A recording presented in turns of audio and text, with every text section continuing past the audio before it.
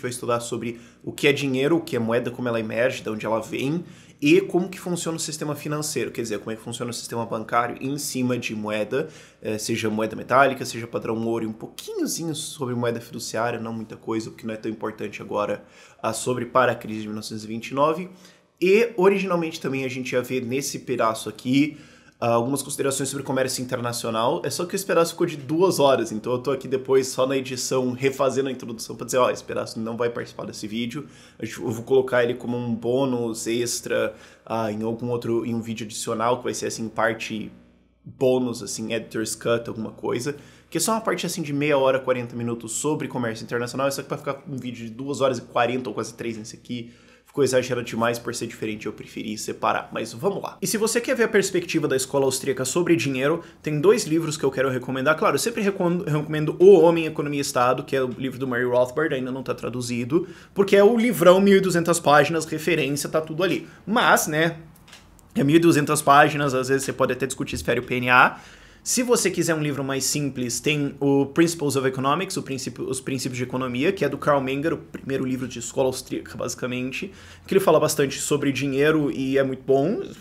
O Mises mesmo falava que boa parte da escola austríaca era só retornar ao Menger, porque ele falava, depois do Menger, um monte de gente fez uma palhaçada de ter que voltar a coisa. Então lá você tem coisas muito boas, mas por ser um livro antigo até um pouco mais longo, se você quer um livro até com um contexto histórico maior, eu recomendo o livro O que o Governo Fez com o Nosso Dinheiro, do Murray Rothbard. Esse livro já está traduzido, está em PDF de graça lá no Instituto Mises, vai estar linkado lá na descrição para você ir atrás dele, é bem didático. E tem o componente histórico e tudo mais das coisas. Essa aula vai ser sobre dinheiro e sistema financeiro e tudo mais, e necessariamente tem que cruzar história, porque não mudou do nada, e inclusive o sistema monetário, o sistema financeiro não mudou porque é melhor, mas mudou por intervenção governamental, então é difícil você contar essa história sem contar a história do governo, mas a história específica do sistema monetário, do sistema financeiro americano vai estar na parte 2, imagino eu que no primeiro e segundo episódios, basicamente, mas na verdade permeia, né? Porque a crise de 1929 é uma crise de intervenção governamental em cima do sistema financeiro. Então, bom, vai permear tudo, na verdade. Mas eu quero fazer uma explicação aqui mais técnica de como operaram dinheiros ao longo da história. Então, o que acontece? O que é o dinheiro? O Carl Menger, ele explica isso no Princípios de Economia. É legal que tá lá assim no apêndice, tipo, umas coisas assim que, vamos, também tem esse pensamento aqui, vamos lá. É curioso que isso tenha acontecido, mas ele trata o dinheiro como uma coisa que emerge de uma economia de mercado. Isso era um fenômeno que até o Menger falar, tinha algumas explicações até esquecidas dos escolásticos da Espanha, mas não era muito bem entendido por que o dinheiro é dinheiro, o que o dinheiro faz, por que, enfim. E também tinha o problema de valor marginal, mas isso é outra coisa, que ajuda a explicar o valor do dinheiro. Mas o Carl Menger, ele definiu o dinheiro, ele pensou no dinheiro como uma coisa que emergiu numa economia de escambo. Que o dinheiro não existiu sempre, certo? Não tinha dinheiro na época dos dinossauros. A economia saiu da coisa mais primitiva que você pode imaginar possivelmente para uma economia de escambo. E conforme uma economia de escambo vai ficando mais complexa, fazer escambo vira um saco. É chato, é simplesmente chato pra caramba. Você quer armazenar uma coisa para depois, mas você só tem alimentos, então não dá para armazenar muito. Como é que você vai fazer isso? E se você vai querer transportar isso, pode ser muito pesado, vários problemas que podem surgir. E numa economia extremamente simples, onde você tem caça e coleta, provavelmente não tem tanta necessidade disso, mas numa economia um pouquinho mais complexa com isso, você já vê o dinheiro surgindo, a ideia de dinheiro surgindo. E, inclusive, a gente tem evidências bem antigas de conchas no interior da África sendo encontradas nos assentamentos de humanos, lá atrás, dezenas de milhares de anos atrás. Aí você fala, mas como é que pode? Bom, a teoria prevalente, que eu acho muito boa, é que conchas viraram dinheiro. Então, mesmo muitos milhares de anos atrás, você já tinha essa evolução. Quer dizer, a galera já começou a fazer assim, artesanato, começar a fazer alguma coisinha simples, tem contato com outros povos, começa a trocar e a moeda virou conchas. Então, é uma coisa que surge simplesmente num processo de escambo, porque ela tem certas qualidades, porque ela é melhor em fazer certas coisas. Quais? E quais são essas qualidades que um dinheiro tem que ter? Quais são essas qualidades que é desejável que ele tenha, ou que fazem que ele seja melhor que outro dinheiro? Você pode usar palmas como um dinheiro se você quiser, só que é idiota pra caramba. Mas isso aí é a primeira aula de um curso de economia, eu suponho, que eles têm que ser um meio de troca, esse dinheiro tem que ser um meio de troca, ele tem que armazenar o valor que você atribui a ele tem que ser uma unidade de conta, ele tem que ser uma unidade de contabilidade, uma unidade contábil. Você pensar uma conchinha, duas conchinhas, três conchinhas, isso é inclusive uma coisa que usam como crítica ao Bitcoin. Falar, Bitcoin não é dinheiro, por quê? Porque ninguém mede as coisas em um Bitcoin, eles medem as coisas em quanto Bitcoin vale em relação ao dólar para medir o valor dele. Então você não fala assim, meu carro vale meio Bitcoin, ele vale... Não. Então tem essa crítica e é meio... mas também quando você tem um padrão ouro, o dinheiro é o ouro, não as notas. Mas você nunca fala como quantas coisas valem em termos de gramas de ouro, você fala em termos daquele valor atribuído. Então é uma discussão um pouquinho... Dá pra você querer embrulhar a coisa aí um pouco, dá pra você querer fazer umas coisas, e dá pra você também fazer uma lista de várias outras coisas, assim, se quiser loquear e ir longe com isso, dá. E daí você vai ter aqueles infinitos argumentos entre economistas se essa coisa que você tá falando tá incluída na definição anterior ou não, mas, enfim, meio de troca. Bom, lógico, essa é a função básica. O que o Kromenger coloca como moeda? Bom, como dinheiro, inclusive, porque moeda é o dinheiro corrente. Então você pode ter 6 formas de dinheiro diferentes, moeda é a que venceu a competição. Isso é uma coisa bem técnica, às vezes eu troco um pouquinho, mas, enfim, o ponto é, ele fala que é o seguinte, a função do dinheiro é você transferir bens de capital, porque ninguém quer realmente ter dinheiro. Você não quer ter realmente uma pilha de moedas de ouro, ninguém quer ter isso. Você quer ter as coisas que você pode comprar com isso, ou as coisas que você pode comprar no futuro com isso, ou as coisas que os seus herdeiros podem comprar no futuro com isso. Mas ninguém quer o dinheiro. Eles querem usar isso para comprar bens de consumo ou bens de capital. Essa que é a função de dinheiro. É fazer as coisas irem de um lado para o outro. Então... a coisa que for a melhor unidade de troca vai vencer como dinheiro. Bom, essa coisa tem que armazenar valor. E aí você podia também descontar todas as moedas fiduciárias como dinheiro. Dá pra você fazer esse argumento. Se você quiser, assim, ser bem zoeiro, canalha, bem tongue-in-cheek, assim, enfim. É o tipo de argumento que nunca vai dar em lugar nenhum, mas enfim. É a ideia de que, olha, se você vai vender, digamos, conchinhas, se você vai vender o colar lá que a tribo fez por conchinhas pra depois trocar por outra coisa...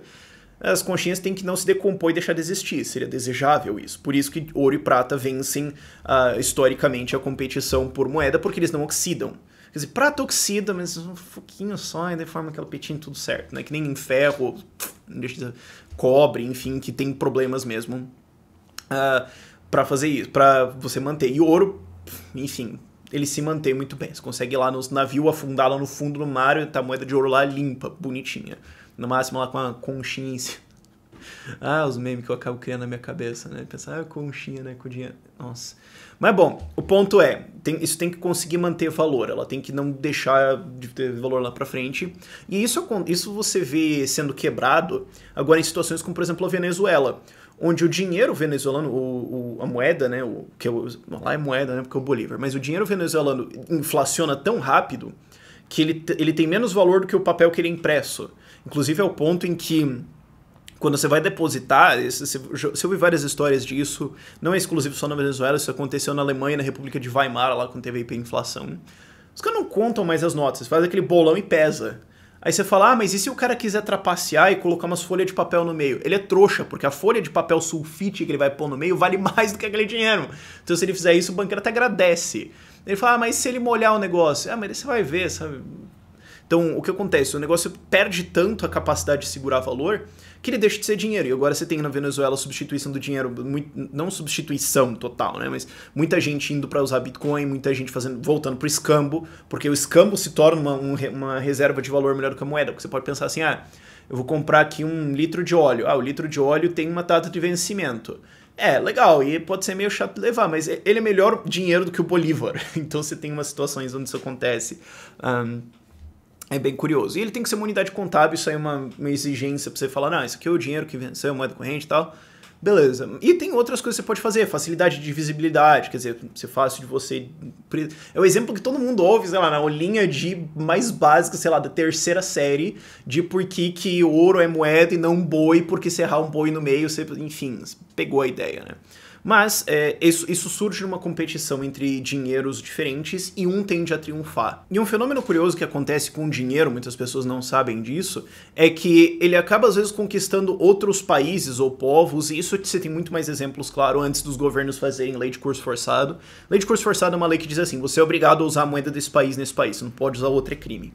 Mas antes disso, quando você tinha padrão ouro, mesmo lá, Roma, Grécia, etc., você tem várias histórias disso. Por exemplo, tem uma moeda famosa entre a galera que estuda isso, que é a coruja grega, que era uma moeda de prata, que tinha uma coruja, por isso que se chamava coruja grega, que era usado na Grécia lá, cara, tempo de Péricles, um negócio lá atrás pra caramba, velho.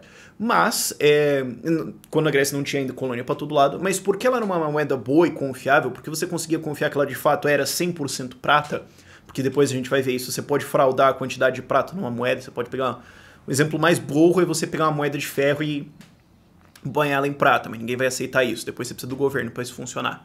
Mas essa moeda era tão confiada, ela era tão bem cunhada que vários povos, eu não vou dizer assim países, mas vários povos ao entorno, inclusive povos inimigos dos gregos, usavam ou preferiam receber em corujas gregas porque eles respeitavam aquela moeda mais, sabem que era mais séria a coisa. Então, acabava vencendo como moeda. Você tem o caso nos Estados Unidos colonial, antes da independência, e é bom lembrar que nessa época a Flórida era espanhola.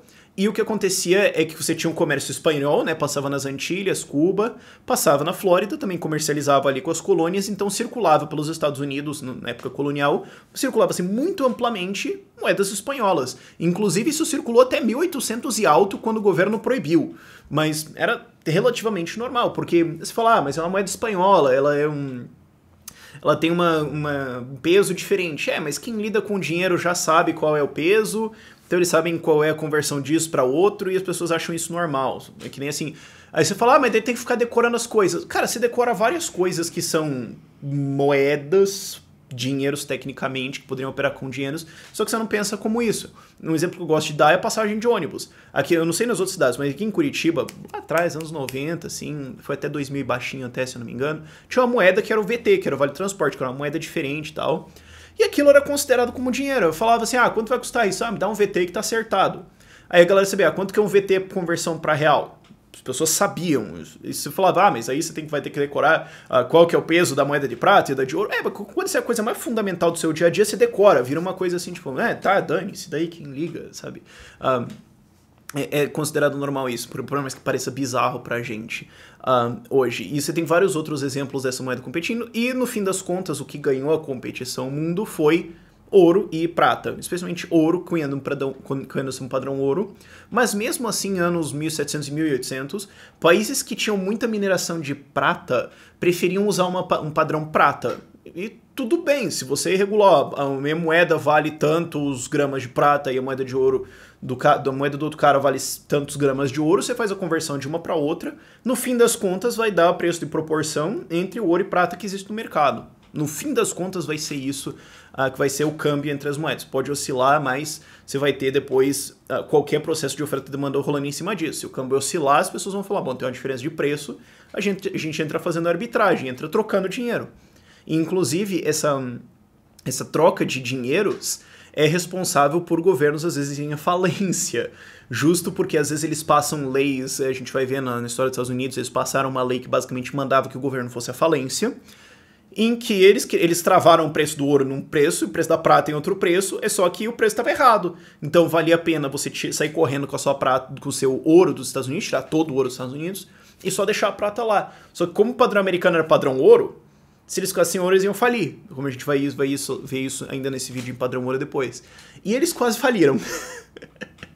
Cara, foi por isso que a gente vai ver a história na segunda parte, é uma história muito divertida. E esse processo de competição de dinheiros é uma coisa chamada de a Lei de Gresham, que é um cara lá do século XVI, lá, assessor do rei, que chamava-se Gresham, que ele percebeu uma coisa. Olha, é o seguinte, se você tem uma moeda, você tem um dinheiro bom e um dinheiro ruim, as pessoas tendem a usar o dinheiro bom. Ou seja, vamos pensar assim, se a gente está em, digamos, século XVI, não tem papel moeda, tem só moedas de ouro e prata, enfim, mas vamos simplificar só para moedas de ouro.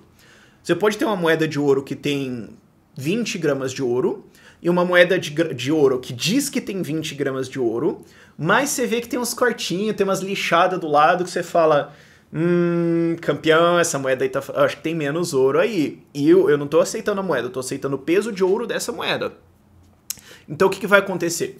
Se você não tiver nenhuma regulação governamental em cima, o que vai acontecer? Bom, você como comerciante, eu chego para pagar você com 2 moedas. Uma novinha, que tem 20 gramas de ouro, você consegue ver que ela tá bonitinha lá. E outra que já tá amassada, tem uns cortes, tem umas lixadas. Qual você vai aceitar? A moeda inteira. Então as moedas desgastadas tendem a ser recunhadas, elas tendem a ser retiradas, derretidas e cunhadas novamente, então recunhadas. Elas podem servir outras funções, etc. Mas a melhor moeda, o dinheiro de maior qualidade, mais bem fabricado. E é curioso até a gente pensar isso hoje, né? Dinheiro mais bem fabricado. Você tinha isso nessa época, né? Que era as cunhagens, quem fazia uma moeda melhor, com um selo melhor, mais confiável, etc. As moedas melhores cunhadas serão as aceitas, né? Será o dinheiro melhor produzido vai ser o que vai ser aceito e o dinheiro de baixa qualidade vai ser esquecido, não vai ser aceito, vai perder. Mas do outro lado, você pode ter uma situação que é o seguinte, digamos que o governo chega e obriga você a aceitar por lei, por ameaça de... Isso frequentemente na história foi assim, ameaça de confisco, prisão e morte. Um negócio grave, assim.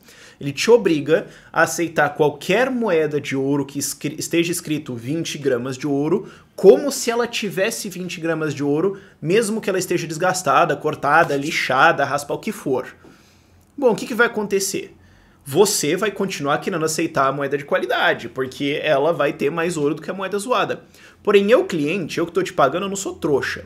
Se eu sei que você é obrigado, sob ameaça de morte do governo, a aceitar a moeda que tem 19 gramas e a moeda que tem 20 gramas, como se elas tivessem 20, eu não vou usar a moeda boa, eu vou usar só a moeda ruim. E a moeda boa eu vou ou guardar para mim, esperando essa lei retardada do governo passar, ou eu vou derreter ela e fazer outra coisa, ou eu vou vender ela por outra coisa, vou tirá-la do país, ou sumir daqui, e o que acontece? Vai circular num país que obriga a moeda ruim a ser aceita como se fosse boa, vai circular apenas a moeda ruim. Num país que não tem nenhuma lei, ou no anarcapitalismo, enfim, vai circular a moeda de maior qualidade. Isso é a lei de Gresham, você pode falar de 2 jeitos, né? Que o dinheiro bom afasta o dinheiro ruim, ou o dinheiro ruim afasta o dinheiro bom. O dinheiro bom vai afastar o dinheiro ruim num sistema de mercado. O dinheiro ruim, de má qualidade vai ser expulso. Num sistema, quando você tem repressão governamental na moeda, você vai ter o dinheiro ruim expulsando o dinheiro bom. Esse processo acontece várias vezes na história e é muito importante também para você entender como impérios caíram. Vários impérios caíram por causa disso. Os Estados Unidos quase faliu por causa disso algumas vezes. Vai ser importante também para a gente entender a parte 2, análise histórica dos Estados Unidos e várias crises, inclusive, que aconteceram antes de você ter o Banco Central. Quando você tinha o primeiro Banco dos Estados Unidos, quando você tinha o segundo Banco dos Estados Unidos, deu esse problema também.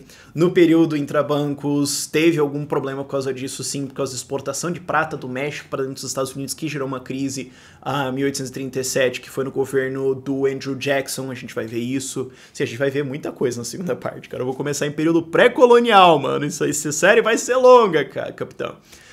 Fim do século XIX dá problema com isso. E, na verdade, a crise de 1929 é um problema da lei de Gresham. Porque, no fim das contas, o que aconteceu foi que o Winston Churchill, no Reino Unido... Spoilers. Winston Churchill, no Reino Unido, decidiu que o preço da libra em relação ao ouro ia ser outro. O que fazia com que valesse a pena que você sacasse o ouro do Reino Unido, tirasse o seu ouro, foge de lá, usa o papel deles, dane-se, não vale nada, foge com o seu ouro para os Estados Unidos, e isso poderia levar o Reino Unido à falência. Então, para evitar fazer isso, o Banco Central do Reino Unido, o presidente do Banco Central do Reino Unido, fez um acerto com o presidente do Banco Central americano, para o Banco Central americano inflacionar a moeda deles pra caramba, para desvalorizar o dólar, para não valer a pena você tirar o ouro da Inglaterra, e isso causou uma bolha gigantesca que causou a crise de 1929. Spoilers, acabei de tornar a segunda parte totalmente irrelevante. Por que eu faço isso comigo? Desculpa. E um ponto final importante para entender sobre a lei de Gresham, e isso não vale para a crise de 1929, mas é um ponto importante de maneira geral, é que quando o governo impõe uma moeda ruim, quando ele cria uma lei de curso forçado e ele desvaloriza pesadamente a moeda, ainda existe um limite. E por mais que ele coloque punições muito graves, multas altíssimas, prisão, morte, execução da sua família, eventualmente vai ter um ponto em que vale a pena você burlar essa moeda dele. Inclusive, esse ponto é, muitas vezes, o colapso de civilizações. Que é o ponto onde você fala, olha, se eu burlar isso e usar outra moeda, ou se eu fizer escambo, etc., se eu tentar passar ao redor disso, eu vou ser morto pelo governo. Mas se eu não fizer isso, eu vou morrer de fome. E eu já perdi o meu lar, eu já sou um refugiado, já estamos tudo ferrado, o governo já vai executar a minha família provavelmente nos próximos 3 anos, dane-se. Ou quando existe um outro meio, por exemplo o Bitcoin, um outro meio que é muito prático e muito fácil de você burlar essa lei do governo de controle de moeda, e ele tem uma alta defesa contra o sistema estatal. E o Bitcoin é um exemplo muito bom disso, por causa da criptografia dele, mas às vezes a defesa é simplesmente você subornar a polícia. Isso acontece em alguns casos, de começar a ter uma moeda paralela, começar a ter um sistema financeiro paralelo, e o Estado poderia... e tenta até reprimir isso, mas conforme esse sistema financeiro funciona, ele consegue subornar os oficiais e operar mesmo assim. Então isso é o que se chama de mercado negro. Então tem um limite para o quanto o governo pode distorcer a moeda e meter fusão na cabeça das pessoas e ainda achar que ele vai escapar com isso, só para você saber. Agora, resolvido isso, vamos entender como é que você pode burlar esses sistemas e criar novo dinheiro. Porque a gente já viu nos episódios passados que o problema, a origem dos ciclos, é quando você tem uma expansão de base monetária, isso abaixa os juros artificialmente, esse dinheiro percula pelas pessoas, o juro volta a subir e a crise acontece. Essa é a coisa. Agora, da onde que vem esse processo? Eu tava tratando até então, isso eu falei no episódio 4, várias vezes, falando até não importa realmente de onde o dinheiro sai, esse processo eventualmente vai acontecer. Pode demorar mais ou menos, ser mais ou menos contido geograficamente, ou enfim... mas de maneira geral não importa. Mas é bom você entender de onde ele vem pra você saber quem que é o culpado. Certo? Porque eu posso falar assim pra você, olha, é o seguinte, não importa quem atira, se você levar um tiro na sua cabeça, você provavelmente vai falecer. É uma altíssima probabilidade de que isso vai acontecer. Não importa quem atire. Mas é bom saber quem atirou também pra saber quem que vai ter que ir pra cadeia. Esse é o argumento desse vídeo aqui de maneira geral. E... vamos começar com o sistema financeiro então mais básico, o sistema de moeda de dinheiro mais básico, que é o sistema que reinou uma boa parte da história civilizada da humanidade, que é metais, metalismo, né? Sempre tem moeda de ouro, moeda de prata, moeda de cobre. É engraçado, se você for no Museu do Banco Central, lá em Brasília, que curiosamente não é o Museu do Banco Central, é o Museu da Moeda, mas curiosamente não é o Museu da Moeda. Se você prestar atenção, ele na verdade é o Museu da Inflação. Mas tem lá uma moeda que acho que foi da Suécia, que aconteceu que a Suécia teve que pagar alguma dívida de guerra lá e tudo em prata, e daí o país ficou sem prata e eles fizeram uma puta moeda de cobre, assim, tipo, era um quadradão de cobre, tipo, desse tamanho, marcado assim, que você chegava e falava, ô, mano, eu quero meio pão. Negócio assim. Aconteceu, mas enfim, esse sistema que reinou ao longo de quase toda a história civilizada da humanidade, e quando você quer criar nova moeda nesse sistema, o que você tem que fazer? Você tem que fraudar como a moeda é, que é eu já tinha spoilerizado isso um pouco para trás no vídeo, que é o que eles chamam de debasing em inglês, é desvalorizar a moeda. Como é que você pode fazer isso? Bom, o jeito assim soft que você quase consegue escapar disso, se você tiver inclusive uma má qualidade de produção de moedas, que você pode dar uma raspadinha do lado, você pode pegar a moeda e raspar ela ao redor para ela ficar desse tamanhozinho e ver se alguém não vai notar. Você pode fazer algumas coisas assim. Por isso que as moedas têm desenhos complexos, que se elas fossem retonas, de repente você pode fazer uma curvinha assim, fazer alguma coisa. Então os desenhos complexos por vários motivos existem, mas um deles para que se você fraudar ou raspar alguma coisa ali, fica meio claro o que está acontecendo. A outra coisa que você pode fazer também é, por exemplo, derreter uma moeda e reforjar ela no mesmo molde. Você pode fraudar a moeda, seja você um fraudador de moeda ou o Estado, o que não tem muita diferença na verdade. Praticamente aqui, na prática, não existe diferença. Você reforja ela, mas você fala, não, essa moeda não tem 90%, não tem 100% de conteúdo de ouro. Ela tem 90%. Vamos misturar outras coisas, etc. Você vai desvalorizando a sua moeda. E esse sistema de desvalorização de moeda para expansão de base monetária foi usado por essencialmente todo o império relevante que existiu na história de tudo. É curioso como isso acontece, mas é porque é muito cômodo essa inflação. Porque o governo fala, olha, é o seguinte, não, pera, ó, qual que é o esquema?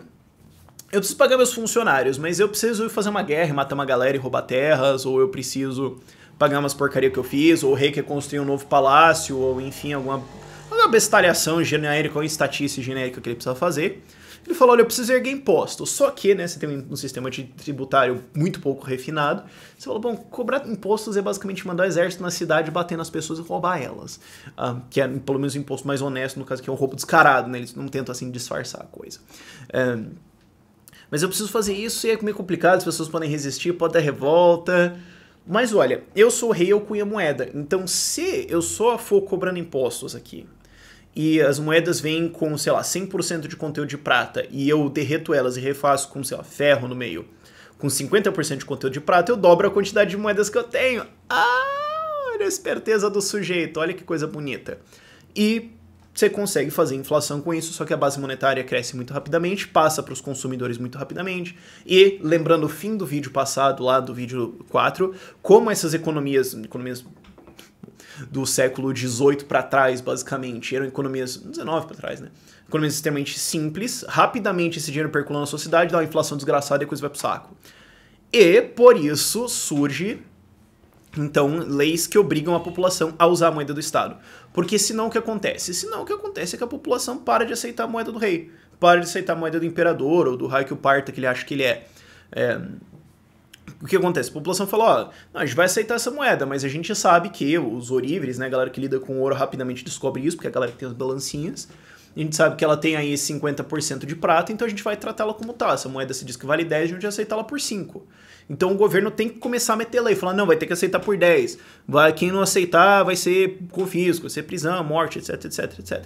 Porque senão, se o governo não fizer isso, rapidamente inflaciona o dinheiro dele, Gresham Law, a lei de Gresham opera, o dinheiro dele sai, outro dinheiro entra, e o governo não consegue fazer a sua política de inflação, então ele tem que se tornar cada vez tirânico. Essa que é a história desse vídeo, é muito importante, mas a gente vai ver isso também aplicado na história mesmo, na segunda parte do vídeo, que para um governo se expandir, para um governo realmente se tornar tirânico, ele precisa ter controle da moeda. É muito importante que ele tenha.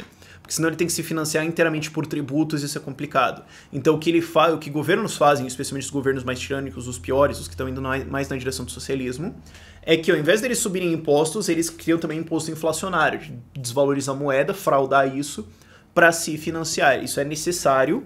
E se eles não fizerem isso, não rola muita tirania. Então os tiranos de pouco sucesso não fazem isso e caem rápido. Os tiranos de muito sucesso são os que conseguiram impor um sistema financeiro na sua população. E por isso é muito importante, fazendo, né, um segue para o Bitcoin, por isso é muito importante você ter uma moeda que não está sob o controle do Estado.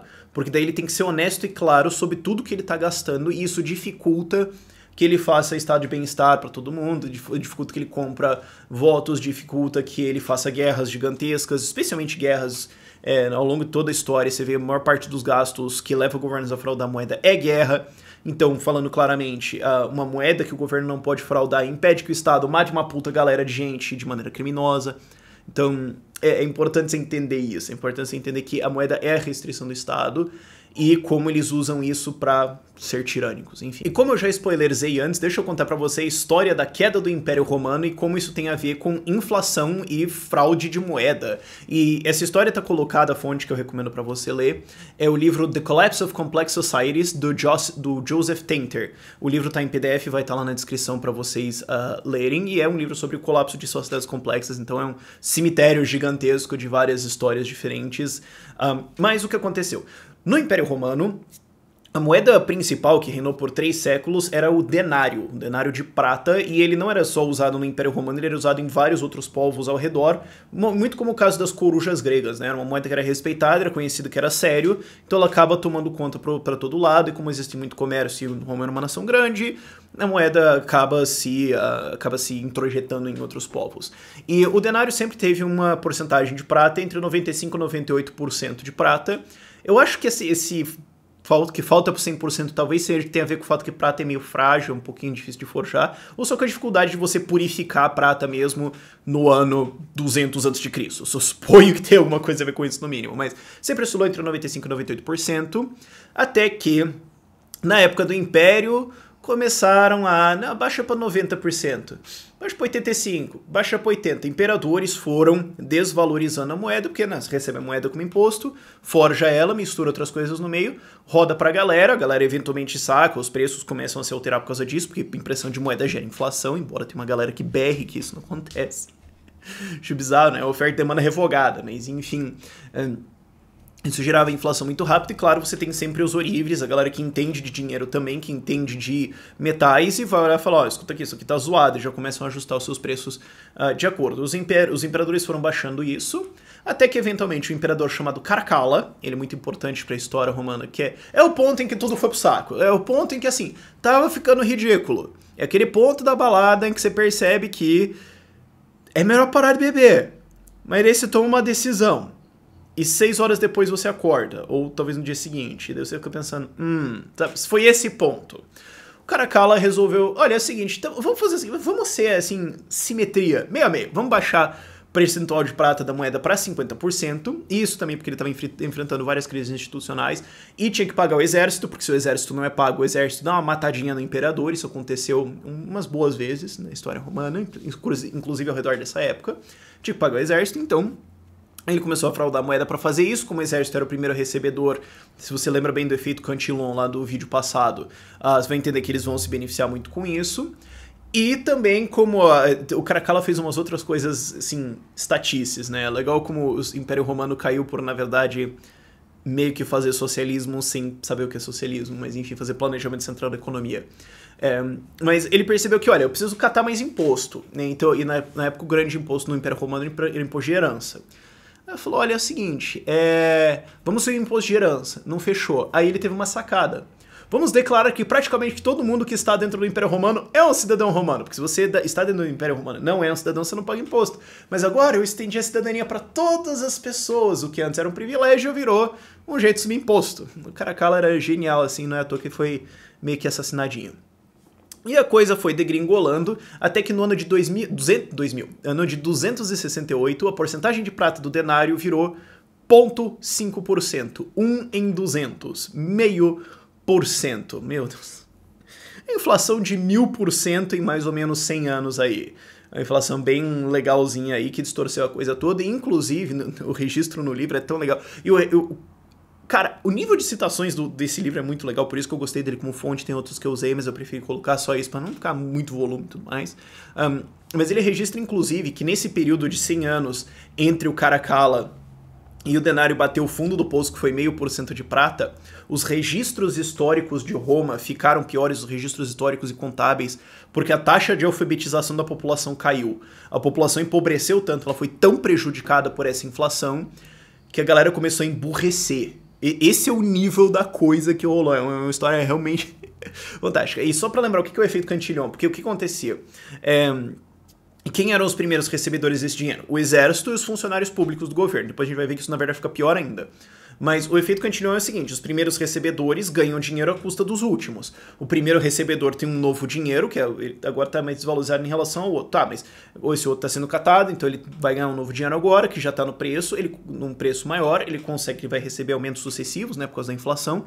Então ele recebe o primeiro aumento, tem mais capacidade de compra, vai comprando alimentos, propriedades, itens, commodities, etc. Não tinha muita coisa para você comprar no Império Romano, eu suponho, mas enfim. Isso inflaciona, mas o dinheiro vai circulando na população. Só que, quando chega nas últimas pessoas, nos últimos recebedores desse novo dinheiro fraudado, a inflação já comeu, e quando eles vão pegar esse novo dinheiro, o nível de preços está mais alto e eles acabam perdendo dinheiro. A capacidade de compra deles, o poder de compra deles é reduzido, porque inflação. Então você tem uma transferência de dinheiro dos mais pobres, dos últimos recebedores, se tornam os mais pobres, dos últimos recebedores, para os primeiros recebedores. Como os primeiros recebedores são os funcionários do governo e os últimos são a galera mais pobre, você tem, na prática, o imposto que transfere dinheiro dos pobres para quem está trabalhando para o governo, para o exército, etc. E aí você começa a ter vários problemas sociais saindo disso também, e como a gente falou, também foi registrado no livro, é muito legal, o emburrecimento da população como consequência disso. Então em 268 deu essa salada, inclusive logo depois o denário foi inclusive abandonado por boa parte da população, começaram a fazer outras coisas, a coisa degringolou para escambo, etc. E o imperador Dioclésio, em 284, falou, chega dessa festa, vamos criar uma moeda séria aqui, vamos acabar com essa história, vamos fazer um plano real aqui, um plano Dioclésio. Beleza. Ele criou uma moeda chamada argento, 96% de pureza de ouro, mandou que se fosse usada, só que, muito ao estilo do que o Churchill faria nos anos 20 depois, ele fixou o preço da moeda errado. O preço que ele deveria ter colocado dentro da disposição de prata para ouro, né, disposição no mercado, e das purezas das moedas, os preços que estavam operando, é que o preço do argento em denários deveria ter sido 192 denários, não 50. Calculou errado. Ou ele tentou fraudar o troço de propósito para fazer uma escamoteação ali na galera e roubar a galera via inflação. Acho que a gente nunca vai realmente saber. Mas o fato é que isso faz com que a moeda tenha que se realinhar. A lei de Gresham opera novamente, as moedas de valor desaparecem, as moedas que são fraudadas se tornam as principais em circulação. Em 10 anos, o argento já tinha sido desvalorizado para 100 moedas, para 100 denários, não 50 antes. e a coisa degringolou cada vez mais, a moeda falhou, foi sendo inflacionada, ao ponto em que o Dioclésio parou de aceitar o pagamento de impostos em denários, em moedas que o governo emitia. Não, tinha que ser em commodities, em itens, em terras, o que for, ou em lingotes de ouro. Ah, mas o governo não faz essa moeda, pô, mas se o imperador me fez essa moeda super bonita, eu vou pagar isso na moeda do imperador? Não, o imperador sabe a merda que ele faz. Ele sabe a treta que ele tá aprontando. Não aceitava pagamento em ouro, aceitava pagamento em lingotes. Tinha que derreter e formar a barrinha. O que na prática cria um novo imposto, que é o imposto para pagar imposto. Quer dizer, se você quer pagar o imposto, você tem que ir no forjador lá e falar, você pode formar o lingote? O cara sabia que você é obrigado a fazer isso. Vai cobrar aquele precinho lá, porrada na sua cara. E gera um problema. O que gera um problema também para a população pobre, porque a população pobre vai pagar imposto como? Eles vão ter que comprar ouro. Quem que tem ouro? Quem recebe do governo. Quem recebe do governo? Funcionários públicos. Ah, então agora os pobres vão ter que pagar 3 impostos. Um para o governo, um para comprar o ouro de quem tem ouro e outro para fazer o lingote de ouro, ou eles têm que pagar em itens e outras coisas, e daí, obviamente, o cobrador de impostos vai valorizar esses itens diferente e você vai ser excessivamente roubado pelo Estado. Quer dizer, imposto já é roubo, você vai ser roubado e roubado em cima do roubo. Mas, minha nossa senhora, roubo ainda apanha, quer dizer, é um negócio único na história que aconteceu. Na verdade não é único, isso aconteceu várias vezes. Que tristeza. E dado que essa palhaçada não funcionou, em 312 o imperador Constantino, aproveitando também a conversão ao cristianismo, falou, eu vou roubar o ouro dessa galera que não acredita em Deus aí. Roubou todos os templos, pegou esse ouro, fez uma nova moeda de ouro. Essa moeda, então, ela era valorizada para 72 moedas para uma libra de ouro. Então, uma libra de ouro formaria 72 moedas. Então, se ela for depreciada, ela formaria, digamos, 144, né? Você vai desvalorizando assim. São medidas diferentes, às vezes é um pouco confuso, mas calma. E a moeda pegou. Ok? Não, vamos colocar essa moeda, 72 moedas por libra, a moeda de prata vai ser valorizada em relação a isso e opera. Só que tem o problema, que eu já falei antes, que moeda de ouro é moeda de rico. A maior parte da população usava as moedas de cobre, que é uma zoeira total, e as moedas de prata também, que estavam sendo usadas sistematicamente, e também você tinha a lei de que o imposto só podia ser pago em barras de ouro, já que o Império só aceitava isso e não aceitava as moedas que ele mesmo fraudava.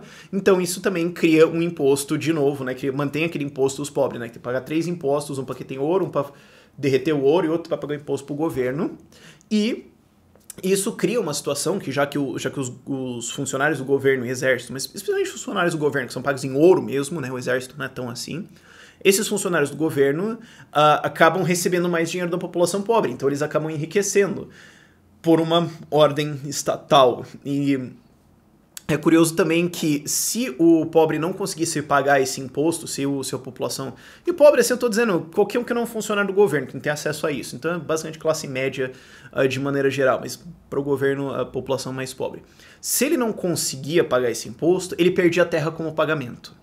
E ele perdia a terra como pagamento para os governantes gerais. Ali, não era necessariamente para o império, mas pagava para o governo local, e esse governo local tinha que repassar os impostos para Roma. O que isso faz? Isso cria uma situação onde os governantes locais começaram a acumular terras. Você está vendo como isso vai dar no começo do feudalismo? Você está vendo a história que não te contaram? Aí você me pergunta, mas por que foi o gasto tão grande? Para onde que ia todo esse dinheiro? Por que o imperador precisava fraudar a moeda? Como eu falei antes, ele precisava matar gente. O exército na época do imperador Augusto era de 250 mil homens, mas na época do Dioclésio já era 600 mil soldados. E isso bate na folha de pagamento, é complicado. E quando você tá zoando a sua própria economia via inflação, a economia vai para trás, então não adianta você subir imposto, a galera vai se rebelar, etc. Então você frauda a moeda e torce pro melhor. E o exército, quando não consegue ser pago, mata o imperador e faz o imperador fazer outra moeda e a coisa segue. Essa foi a operação do Império Romano aí por uns bons 100 anos. E eventualmente a coisa, claro, chegou num nível tão ridículo em que os mercadores não aceitavam mais o dinheiro do Estado, mesmo que o Estado fizesse várias ameaças. Então, o Estado precisa comprar escudos e espadas pro exército e tem esses mercadores. Eles podem também matar os mercadores, mas se eles fizerem isso, o exército não vai ter escudos e espadas, então você tá meio que preso. Eles falam, bom, a gente não vai aceitar o dinheiro do governo, a gente vai aceitar pagamento em ouro mesmo, prata mesmo, alguma coisa, o governo não aceita pagar. E a saída encontrada foi... a gente só meio que dá uma escravizadinha nos caras e obriga esses produtores de equipamentos para o exército, de alimentos, etc, etc, a suprir o exército, senão a gente mata eles. E daí a gente desconta isso da conta de impostos deles, então eles não precisam pagar imposto pra gente, a gente desconta lá e daí a gente analisa quantos itens eles têm que pagar. Obviamente o governo ia subfaturar o negócio, falar, ó, a gente acha que você deve 1.000, você entregou isso aqui que você acha que vale 1.000, mas a gente acha que vale 200, então vai ter que entregar mais 4 vezes isso aí. Não gostou? A gente pode te matar também, cara. Então, você pode fazer uma escolha. Começou a rolar isso. E qual é a resposta? A resposta, se você já leu a Revolta de Atlas, é a Revolta de Atlas. Os caras começaram a simplesmente fugir, o que fez com que o governo, então, criasse leis que tornam ilegais você abandonar as suas terras. Tá vendo de onde veio o feudalismo? Tá vendo as origens? Isso é já fim do Império Romano, ano 300 e alto já. A coisa tava ficando ridícula pra caramba. E o resultado disso foi que quando chegaram os invasores, os bárbaros, em muitos aspectos dá pra entender como eles foram vistos como a gente tá trazendo liberdade. Quer dizer, o governo romano me obriga, ele frauda minha moeda, me obriga a pagar impostos, sendo que eu não tenho nem a coisa que eu preciso. Quando eu não tenho como fazer, ele rouba minhas terras, ou ele me manda trabalhar pra ele. E tem esses bárbaros aqui que querem chegar e matar o imperador. Ele tá ali, ó, ele tá ali atrás, ok? Eu não vou fazer nada, não. É óbvio que essa foi a coisa que aconteceu. Não tem nenhum pão em circo aí ao redor. É uma coisa bem óbvia. O governo foi escalando as suas exigências, a sua tirania, ao ponto em que a população se revoltou contra ele e, eventualmente, falou, bom, se o Roma cair, dane-se, um abraço. Então, a Roma que morreu não é a mesma que começou. É muito importante entender essa diferença, ok? Lá nos tempão antigo, assim, século I, mais ou menos, a taxa de impostos, a quantidade de dias que você precisaria para trabalhar para pagar seus impostos era 2 dias no ano. E, no fim, bom, socialismo total, né? Você não pode abandonar suas terras. E o governo, inclusive, começou a fazer um cálculo de, olha, a gente quer cobrar impostos, então... Mas a gente vai calcular, é difícil monitorar, então a gente calcula que tal área tem que pagar tanto de impostos, essas cidades aqui tem que pagar tanto. E se as pessoas forem embora, continua o mesmo tanto. Então as que ficaram vão ter que trabalhar mais para pagar o mesmo tanto. Então elas vão embora também, ao ponto que as pessoas simplesmente iram embora, eles vão fugir do negócio. Então tem aquela história de, as pessoas fugiram dos bárbaros. E do governo romano também. Também é isso que também precipitou as leis impedindo você de abandonar a sua profissão, impedindo você de deixar suas terras e tudo mais. Inclusive foram criadas leis impedindo você de abandonar a profissão do seu pai. Então se o seu pai é sapateiro, você vai ter que ser sapateiro também. Se o seu pai é ferreiro, você também tem que ser ferreiro. Porque senão você simplesmente sai da profissão. Você fala, meu pai tá preso nessas leis do estado que ele tem que fornecer as coisas, mas eu vou fazer outra coisa, meu filho. Eu tô vendo a coisa... Não, vai trabalhar aí também. E aí você vê o começo da estrutura feudal, da estrutura de servidão que depois durou 1.500 anos em alguns lugares, né? No Império Russo foi só ser abolido em 1917, mas na verdade não realmente abolido, né? Porque entrou o governo comunista, então durou até 1990 e... Uau! Você vê que foi um evento influente, ok? Não inflacionem sua moeda, por favor, pode dar nesse tipo de porcaria. Mas enfim, essa é a história de moedas metálicas e como você pode fazer inflação da moeda, como você pode fazer inflação de base monetária com isso. Não tem a ver com a crise de 1929, eu sei, mas é que eu tô fazendo esse vídeo também como uma aula pura de economia. Se você for falar pra alguém, cara, eu quero aprender bastante sobre economia, cara, você tem 10 horas, assiste isso aqui... Tá legal, tal. Tem outras 10 horas que você pode gastar em outros lugares? Tem, mas isso aqui é uma proposta também. Eu acho que pode ser muito interessante ao longo do passar dos anos. Isso é uma coisa que parecia legal de adicionar aqui. Agora, qual era o sistema financeiro, qual era o sistema bancário que estava em operação durante o século XVIII e XIX e levou no século XX, né, a crise de 1929 e foi abolido ao longo dos anos 30 de maneira geral no mundo, alguns lugares permaneceu, mas enfim, isso não importa agora. Era o sistema de reservas fracionárias de depósito lastro-ouro, notas de papel com lastro em ouro. E como é que funciona esse sistema? Hoje a gente está acostumado com só um papel que não vale nada. E tem gente hoje, inclusive, é bizarro isso, mas tem gente que acredita que a moeda hoje ainda tem lastro. Eles falam, meu Bitcoin não tem lastro. Real também não, dólar também não. É a capacidade produtiva americana.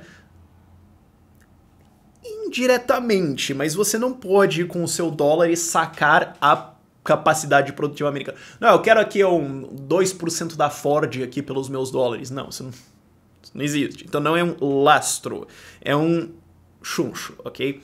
Moeda hoje não tem, mas o que existia na época era, você tem um papel, E esse papel é, na prática, ou pelo menos deveria ser, né, idealmente ainda estamos falando, um certificado de depósito. Quer dizer, você chega no banco e fala, olha, eu tenho aqui 100 gramas em ouro, eu não quero ficar transportando isso para lá e para cá, porque é um saco, especialmente quando você tem grandes quantidades de ouro, é um saco você ficar levando para lá e para cá, é muito chato dividir, enfim. Ou você precisa comprar uma coisa muito pequena, você fala, eu quero comprar um café, o marido do café, do Roger Ver, eu quero comprar um café, então deixa eu pegar aqui, ó, pegar meu ouro e... Não, não vai funcionar esse tipo de coisa. Então, o que acontece? Você deposita isso no banco e o banco te dá um certificado de depósito, falando, olha, fulano tem um depósito aqui. Isso pode vir, muita gente conta que isso vem lá dos templários que faziam esse sistema bancário e tudo mais. Existiam sistemas extremamente rudimentares ao longo do século XIII, XIV, já tinham coisas evoluindo aqui, mas eu tô falando mais século XVIII, século XVII você já tinha algumas coisas assim, mas século XVIII especialmente, né? Fim do século XVII você já tinha, mas século XVIII. O que acontece? Você deposita lá, ele emite um certificado de depósito no seu nome, ou o banco simplesmente emite um certificado dizendo, olha, pague ao portador deste a quantidade de valor, né, escrita aqui em ouro, simplesmente. Inclusive, se você for no Museu da Inflação, ou como é formalmente chamado Museu da Moeda, lá no Banco Central do Brasil, você vai ver lá certificados, né, certificados de depósito de ouro e notas de ouro, especialmente as notas mais rudimentares, um papelzão assim o negócio, que vinha num caderno e tinha lá, pague o portador desse, blá, blá, blá. E o papel era cortado, e suspeito eu que ele era cortado de um jeito específico, que daí você podia comparar com o seu livro, porque o cara podia falsificar o papel e tudo mais, mas se tinha o número dos dois, você podia falar, não, eu cortei esse assim. Então, se essa é a página tal e eu tenho o meu livro aqui original, que é de onde eu cortei esse papel, tem que casar, né? Suspeito que seja isso, mas não tenho nada pra confirmar isso aí. Eu só olhei e falei, deve ser isso aí. Mas saiu disso e você pode olha, ao invés de fazer um certificado de depósito de R$1 milhão, eu vou te dar vários de 100, é mais prático. E foi evoluindo o sistema de notas. E as notas só tinham qualquer tipo de valor minimamente levado a sério, porque você sabia que você conseguiria sacar o ouro naquele banco que emitiu. E é importante de notar isso, porque hoje pra gente é bizarro. Quem que faz dinheiro? O governo faz dinheiro. Tanto que tem gente que acha que governos têm que fazer dinheiro, ou que ninguém seria capaz de produzir dinheiro se não fosse Estado. É cada lógica, cara, não dá pra entender de onde veio essa. É puro hábito, assim, mas o difícil é quando alguém instruído fala isso. Aí você fica realmente confuso. Mas no início do padrão ouro, inclusive por muito tempo, nos Estados Unidos especificamente, né, que vai ser a parte da segunda, vai ser muito mais abordado na segunda parte, bancos emitiam as notas. Então você tinha lá, isso aqui é a nota do Banco da cidade de Chicago, o primeiro banco de Chicago, o Banco Central de Chicago, o Banco Agrário de Chicago, emite essa nota que vale $1, pago $1 ou $10, $100, a ser pago em ouro para o portador dessa nota. Simplesmente, todo mundo podia emitir a sua nota. E, inclusive, isso gera um sistema interessante, um sistema legal. Legal não no sentido de legislativo, mas um sistema interessante, um sistema divertidinho, que é o seguinte: você ao receber uma nota, você vai receber e olhar de que banco é. É a primeira coisa que você olharia. Assim como você recebe um cheque hoje, você vê no titular também. Mas se alguém chega assim, digamos, eu estou em Curitiba. Se alguém aqui vem em Curitiba e me passa um cheque de um banco lá no interior do Tocantins que eu nunca ouvi falar, hoje você tem internet, mas se fosse assim, 30 anos atrás, eu podia me perguntar se esse banco sequer existe. Só, escuta aqui, esse cara tá me passando um cheque aqui, mas esse cheque pode ser uma marmelada completa, a história é essa, né? Eu quero um cheque de um banco confiável, assim como vocês esperaria receber uma nota de um banco confiável. E isso gera um sistema de competição entre os bancos, por ser confiável, por ser conhecido. Então um banco tem uma influência na sua região, porque eu tô falando aqui, século XVIII. Então o banco vai ter uma influência na nossa região de maneira geral, vai ser conhecido, tem os bancos que são respeitados, tem os bancos que você fala, esse cara aqui é meio marmelada. E distante do raio dele, você precisaria trocar notas, ou precisaria levar o seu depósito em metais, precisaria fazer alguma coisa, ou se você quer levar o seu dinheiro para muito longe, você precisaria ter notas de um banco muito prestigioso, de um banco muito conhecido, de maneiras que 400 km para lá ele vai ser amplamente conhecido e confiado, a ponto que se você for pagar uma nota lá, for dar uma nota pro cara, o cara vai falar, não, isso aqui é firmeza, vamos receber. Porque o cara podia simplesmente se recusar a receber. Então isso cria um sistema interessante aí de reputação, isso cria um sistema interessante de competição e cria o problema do lastro ouro, que cria o problema da reserva fracionária. Porque até então eu tô imaginando que aqui todo mundo é honesto e os bancos vão emitir apenas papéis em relação a dinheiro, a ouro que eles têm realmente no cofre deles, ou prata, ou metais, enfim, espécie. Você vê nos livros, isso pode ser um pouco confuso pra galera que não é iniciada ainda, mas nos livros em inglês está muito escrito specie, espécie. Ouro, prata, cobre, metais valiosos, enfim, em espécie. Se eu falar assim, pagamento em espécie hoje é meio estranho. Você pensa que é pagamento em espécie hoje, algumas pessoas podem pensar até que é em nota. Não, é em ouro, ok? Porque o que pode acontecer? O que pode acontecer é que o banco pode falar, olha, é o seguinte. Vou pegar a sacada. A galera confia no meu banco.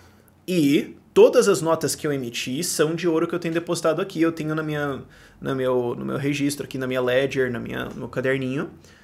Mas se eu emitir umas notas aqui e a galera confia no meu banco, notas que eu não tenho lastro, eu posso levar essa nota e ela vai ser aceita em algum lugar e daí eu ganho dinheiro. Ah, olha que legal. Ou o cara pode falar, bom, se eu fizer isso assim meio sistematicamente, o dono do banco, a galera vai ficar suspeita. Então, o banco também, além de fazer esse serviço de depósito de dinheiro, ele também empresta dinheiro. Ele pode fazer um depósito, você pode criar uma operação bancária extremamente rudimentar, que é a seguinte maneira, olha, eu deposito meu ouro no seu banco, você tem o seu banco aí muito bonitinho, e eu falo, olha, eu não quero sacar isso em notas, né, vamos pagar esse ouro que eu estou depositado, não quero certificado de depósito, eu quero que ele fique para que você possa, então, emprestar esse ouro para outra pessoa, ou dinheiro para essa... que vai servir como dinheiro, né, porque ele é a real moeda, você vai emprestar isso para outra pessoa a juro, e você vai cobrar, digamos, 9%, e eu quero 4%. Então eu estou depositando, eu não sei fazer avaliação de risco, eu não sei quem são os caras, eu não conheço as pessoas. Eu tenho aqui o dinheirinho economizado, até às vezes, digamos, é muito pequeno e eu não vou conseguir emprestar, sei lá, 50 para alguém, 200 para alguém, eu quero que eu empreste maior. Mas eu deposito lá no banco, o banco me paga um juro pequeno, um juro, digamos, 4%, empresta por um juro maior para as pessoas, e aí você tem o grande jeito que banco ganha dinheiro, que é emprestando dinheiro. Banco ganha dinheiro não se o juro tá alto ou tá baixo. Isso é irrelevante no fim das contas, mas é no spread. É a diferença entre o juro comercial e o juro que ele tem que pagar pro depositante dele. Claro, tem hoje, isso eu tô falando no sistema bancário século XVIII, XIX, ok? Hoje você tem várias outras operações que o banco pode fazer, você tem outros spreads que ele pode ganhar dinheiro. Mas esse é um deles. Você deposita o seu dinheiro lá, recebe um rendimento e o banco joga para frente. Então, a diferença, né, é a diferença entre o juro comercial e o juro que ele tem que pagar ao cliente, que vai ser o espaço que ele tem para ganhar dinheiro. Se esse spread for muito pequeno, tem muito pouco espaço para ganhar dinheiro. Se tiver poucos bancos, o spread vai ser grande e por aí vai. Esse seria uma operação simples, né, de eu depositar meu ouro lá pro banco emprestar para outra pessoa. Mas o banco pode falar, olha, é o seguinte... Ninguém realmente verifica o meu cofre, né? Até porque eu não deixo, né? O cara vai falar, eu quero ver teu cofre. Não, vai te catar, meu amigo. Eu pode falar, olha, eu tenho aqui $1 milhão depositado em ouro. Naquela época a inflação não tinha pego ainda. Você tinha épocas em que um orçamento do governo americano foi, assim, $50 milhões, tá? Então $1 milhão é dinheiro pra caramba! Na época da crise de 1929, o orçamento americano era alguma coisa assim como $2 bilhões, ok? Então, $1 milhão é grana pra cacete, meu filho. Nossa senhora. Mas, digamos... O banco tem $1 milhão lá em ouro, ele pode emitir $1 milhão em notas, papel, para os caras. Mas ele pode também fazer a conta de sacar. Olha, a galera não vai todo mundo querer sacar, querer redimir as suas notas. Essa é a palavra importante que eu vou usar pra frente bastante. Redimir as suas notas. Ninguém vai querer redimir as suas notas em ouro todo mundo ao mesmo tempo, né? Escuta aqui, meu filho, isso é estranho. Então eu posso imprimir 2 milhões em notas. Então a minha reserva é uma fração das notas que eu tenho emitidas. Então uma reserva fracionária. Porque eu tô apostando que a galera não vai vir pegar ao mesmo tempo. Então, eu não preciso que a galera deposite dinheiro no meu banco para eu poder emprestar e ganhar dinheiro com isso.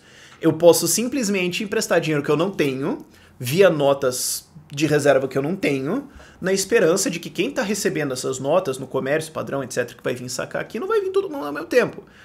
E, de fato, eles não vão. Você consegue escapar com esse tipo de prática. Porém, contudo, no entanto, entretanto... Isso gera um problema, isso aumenta a base monetária. Se isso acontece uma vez só, você pode ter depende da velocidade do que acontece, não é só porque você tem um aumento de base monetária assim, de 3% que você vai ter uma crise apocalíptica, calma.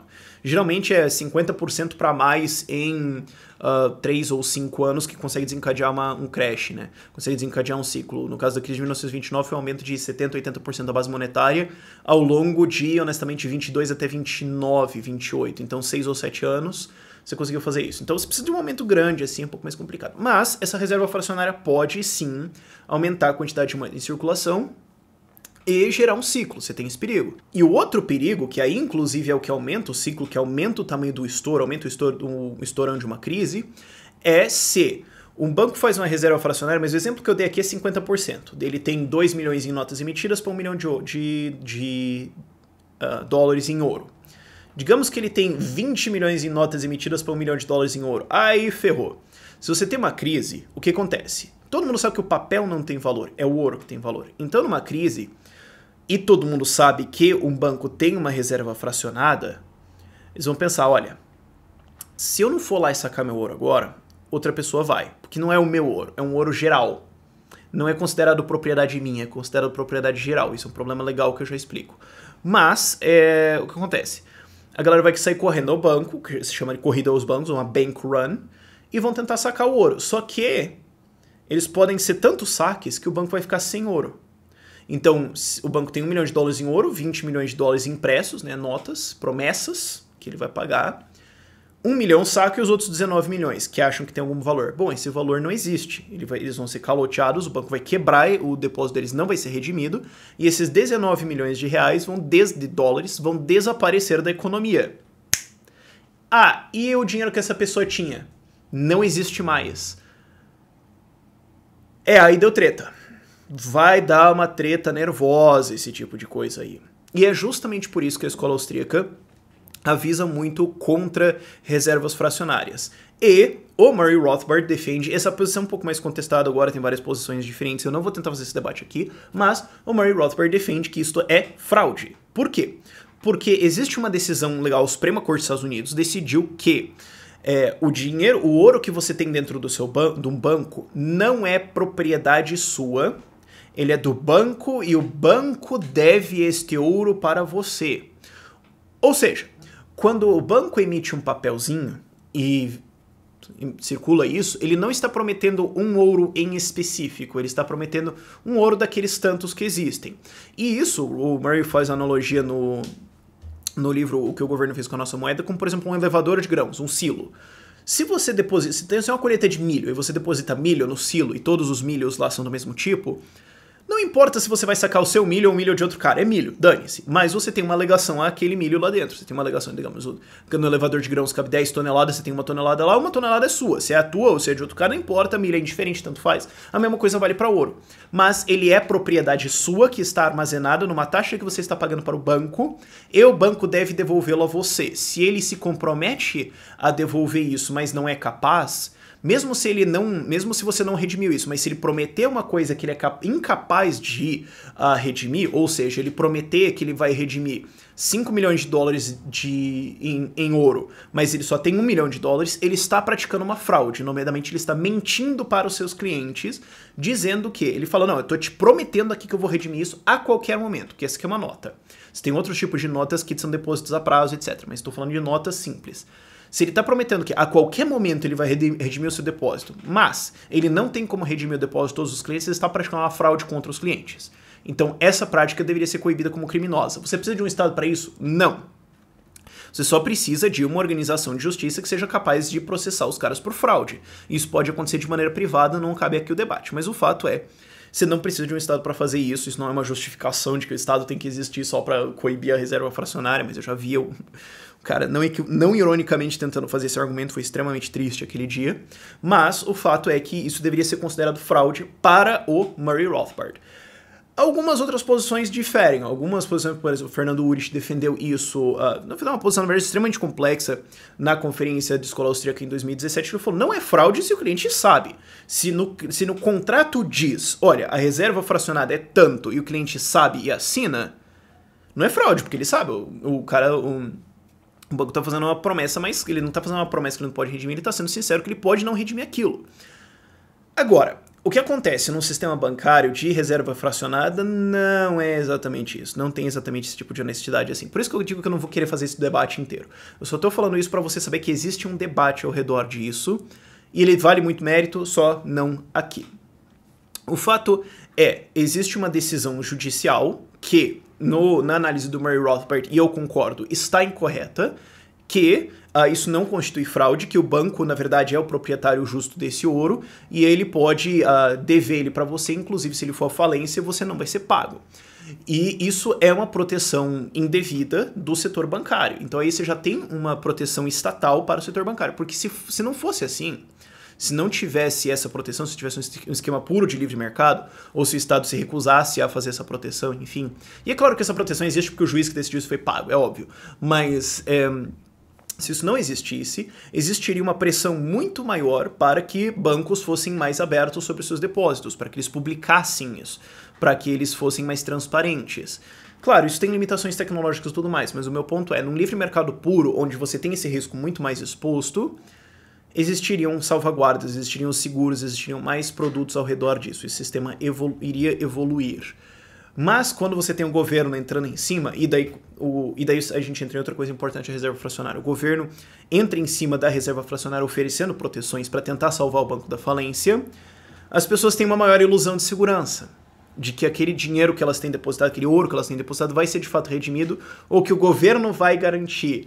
Mas o governo não tem como garantir, só que isso cria uma falsa segurança, a segunda fraude, né? Não só o banco está te fraudando, mas o governo está te fraudando também, falando que tudo bem, ele cobre, quando ele não vai ter como possivelmente cobrir aquilo, porque ele não tem ouro para cobrir aquilo tudo, ele não tem como cobrir o ouro de todos os bancos se isso chegar nesse nível, ou seja, outra fraude. Mas isso auxilia, isso amplifica esse sistema de reservas e amplifica a quantidade de expansão de base monetária que pode existir. Na visão do Murray Rothbard e na visão, eu não diria hegemônica, mas uma visão amplamente aceita dentro da escola austríaca, bancos deveriam ser eticamente, não precisa ser uma obrigação estatal, mas eticamente obrigados a manter reservas 100%. Isso é, as notas que eles podem emitir se limitam 100% à reserva deles. Para cada nota emitida tem que ter um ourinho lá, não pode ter essa palhaçada de reserva fracionária. O fato é, ao longo da história bancária, a reserva fracionária foi sim praticada, varia muito a porcentagem, mas de maneira geral entre 5% e 50%. E o que provoca essa variação? O que de um banco poder fazer 5%, outro poder fazer 50%, outro não conseguir, só conseguir fazer 50% de reserva? De maneira geral, marca e confiabilidade. Então, se você tem o terceiro banco rural dos irmãos Josbrásio do interior do Iowa, a leste, atrás no mato onde o sol não bate, você confia nesse banco? Problemático. Inclusive os bancos na época, eles tinham nomes que era para inspirar confiança. Primeiro banco dos Estados Unidos. Aí você fala, deve ser um banco do governo, né? Não era, só para enganar os clientes mesmo.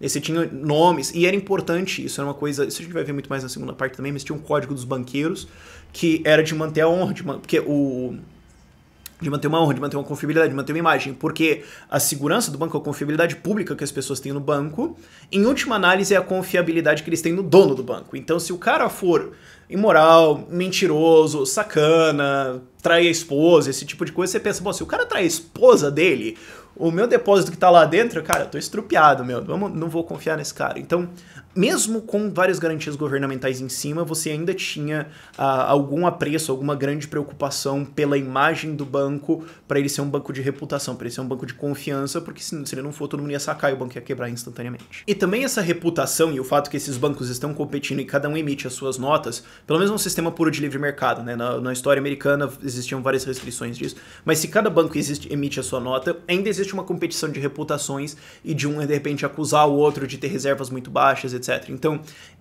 esse risco que eles têm de falir é uma segurança final, é um cheque final, é um freio final na capacidade desse banco de inflacionar, de imprimir moeda fantasticamente, literalmente, inclusive, imprimir novo papel e emitir ele. Porque se o público perder confiança nele, ele vai cair. Se a confiança dele for questionada, ele pode já ter um problema muito grande. Então, isso funciona para segurar a capacidade deles de aumentar reservas. E o maior freio, inclusive, desses bancos não é tanto a população, mas é os outros bancos. Por quê? Porque a população, de maneira geral, exceto caras extremamente ricos, não tem capacidade de fazer grandes saques contra um banco. Então, assim, se a gente tivesse aqui no Brasil, hoje a gente tem um sistema extremamente concentrado, né, por causa da intervenção governamental. Mas se a gente tivesse, assim, 800 bancos, ainda assim eles iam ter um lastro muito grande. Eu e você sacando provavelmente não ia conseguir fazer um estrago muito grande. Agora, por causa do jeito que o sistema bancário funciona, notas vão circular numa economia, então se você tem 3 bancos numa cidade ou numa região, enfim, 3 bancos maiores, assim, as notas de um vão acabar com o outro. E a qualquer momento, algum dado momento, um banco vai sacar o ouro do outro. Por quê? Porque eu não confio no outro cara, simplesmente. Eu, como um banqueiro, eu sei quais são as práticas aqui, eu sei como isso pode ser fraudado, E eu não confio que o outro banco vai ser 100% limpo no que ele vai fazer. Eu não confio na história dele ali. Então, eu posso... Você pode fazer isso. Não, todo fechamento de semana, toda sexta-feira antes de sair pro bar, todo último dia do mês, aleatoriamente, pra ver se pega os caras de surpresa. A gente junta todas as notas aqui que o meu banco A recebeu do banco B, vai lá e saca. E se eu for lá sacar e eu ver que o dono do banco tá ali meio suando, né? Não esperava essa história hoje. Isso pode quebrar a confiança no banco. Se isso acontecer, aí a população pode vir sacando também. Outra coisa pode ser quando você tem acionistas, e quando você tem acionistas, dividendos têm que ser pagos aos portadores das ações.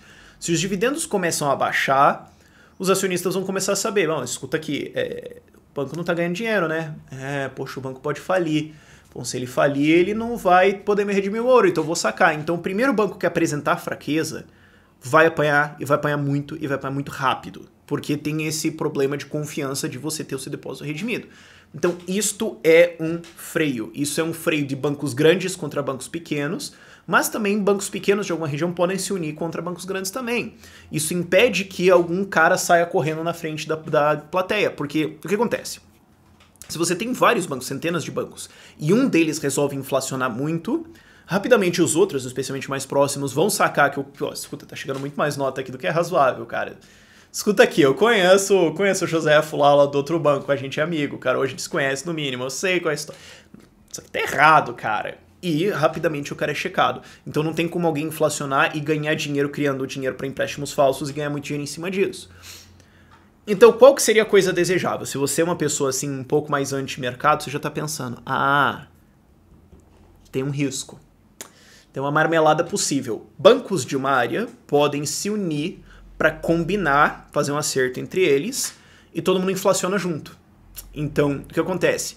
A gente vai combinar de não sacar, ou a gente vai fazer, enfim, a gente vai todo mundo fazer uma reserva fracionária mais baixa, vamos baixar as reservas de 30% para 21% e vamos ganhar uma puta grana em cima disso.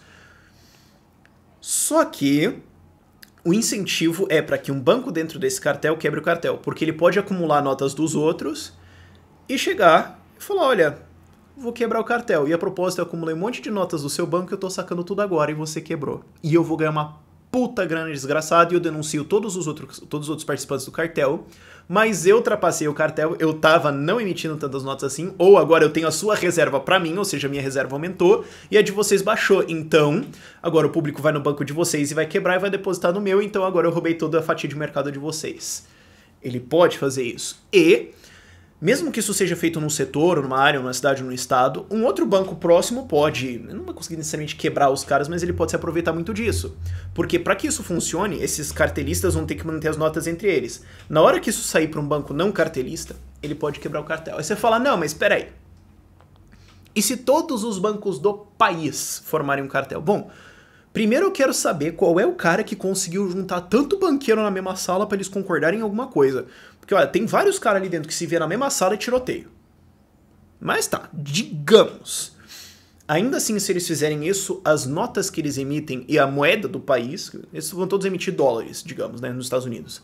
A moeda do país vai desvalorizar. Então, investidores de outros países, digamos, o inglês pode sacar, todos os bancos americanos estão fazendo essa salada, então dane-se esses Yankees, nada funciona do outro lado da poça mesmo. Me dá meu ouro, eu vou embora. E ele consegue cagar com o esquema. Então essa inflação tem que ser feita no nível global.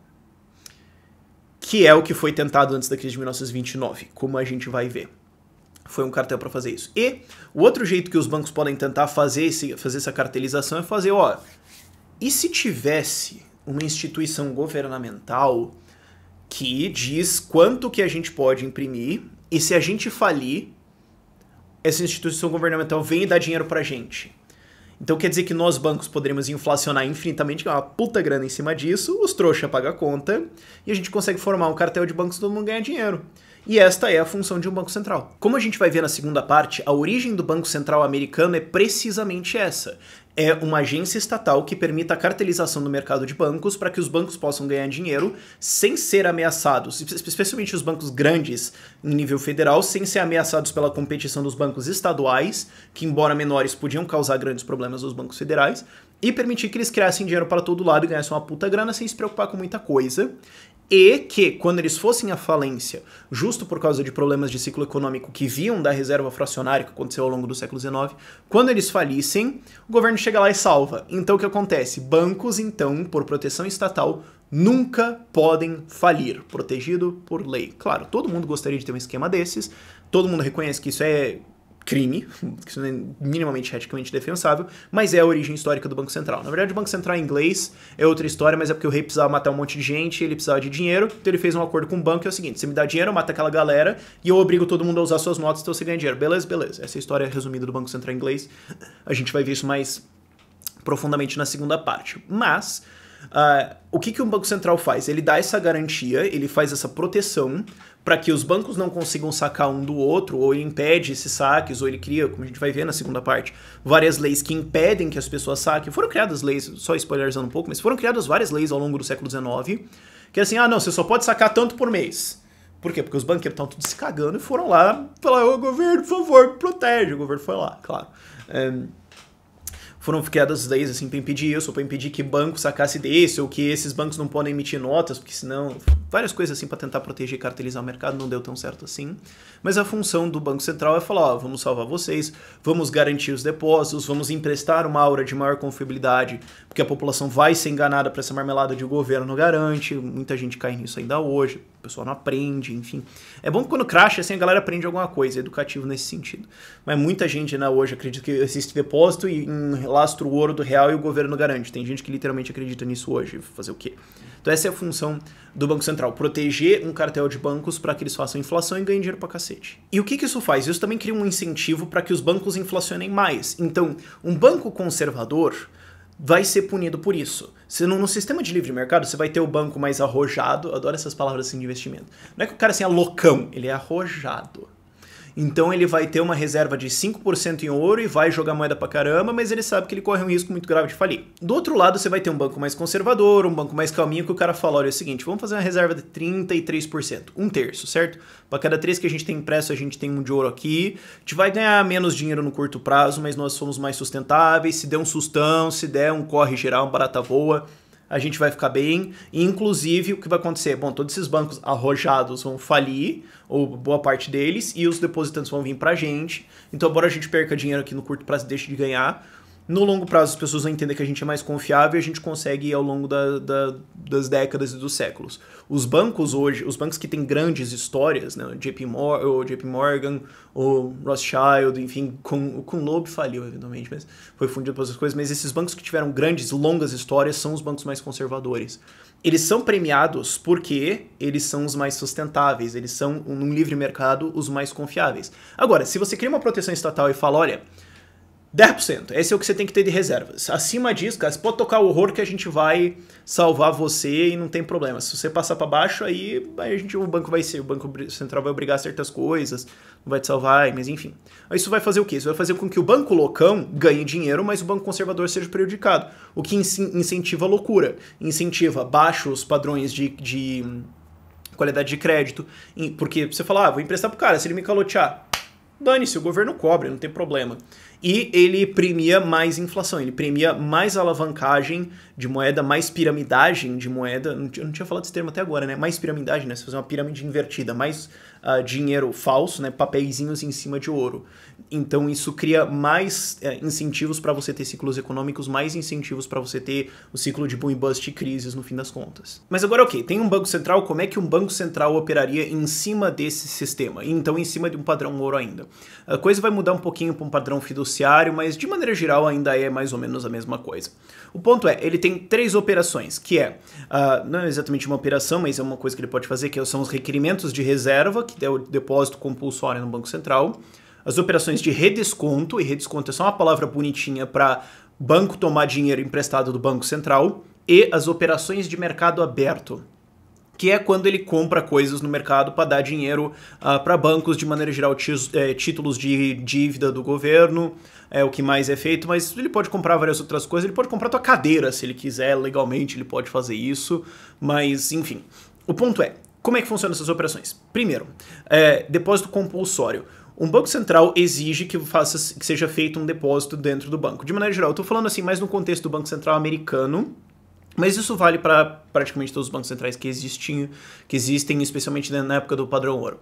Eles exigem um depósito lá. Então pode ser em ouro, pode ser em notas do Banco Central, porque o Banco Central também emite notas. Ainda estou presumindo aqui nessa explicação que bancos comerciais também podem emitir notas. Isso depois vai ser proibido ao longo da história, mas aqui nessa explicação ainda faz sentido. Então vai ter as notas dos bancos comerciais e a nota do Banco Central, do governo federal, tal, que tem uma confiabilidade maior, supostamente, as pessoas podem pensar, porque daí essa nota você pode sacar contra o governo americano.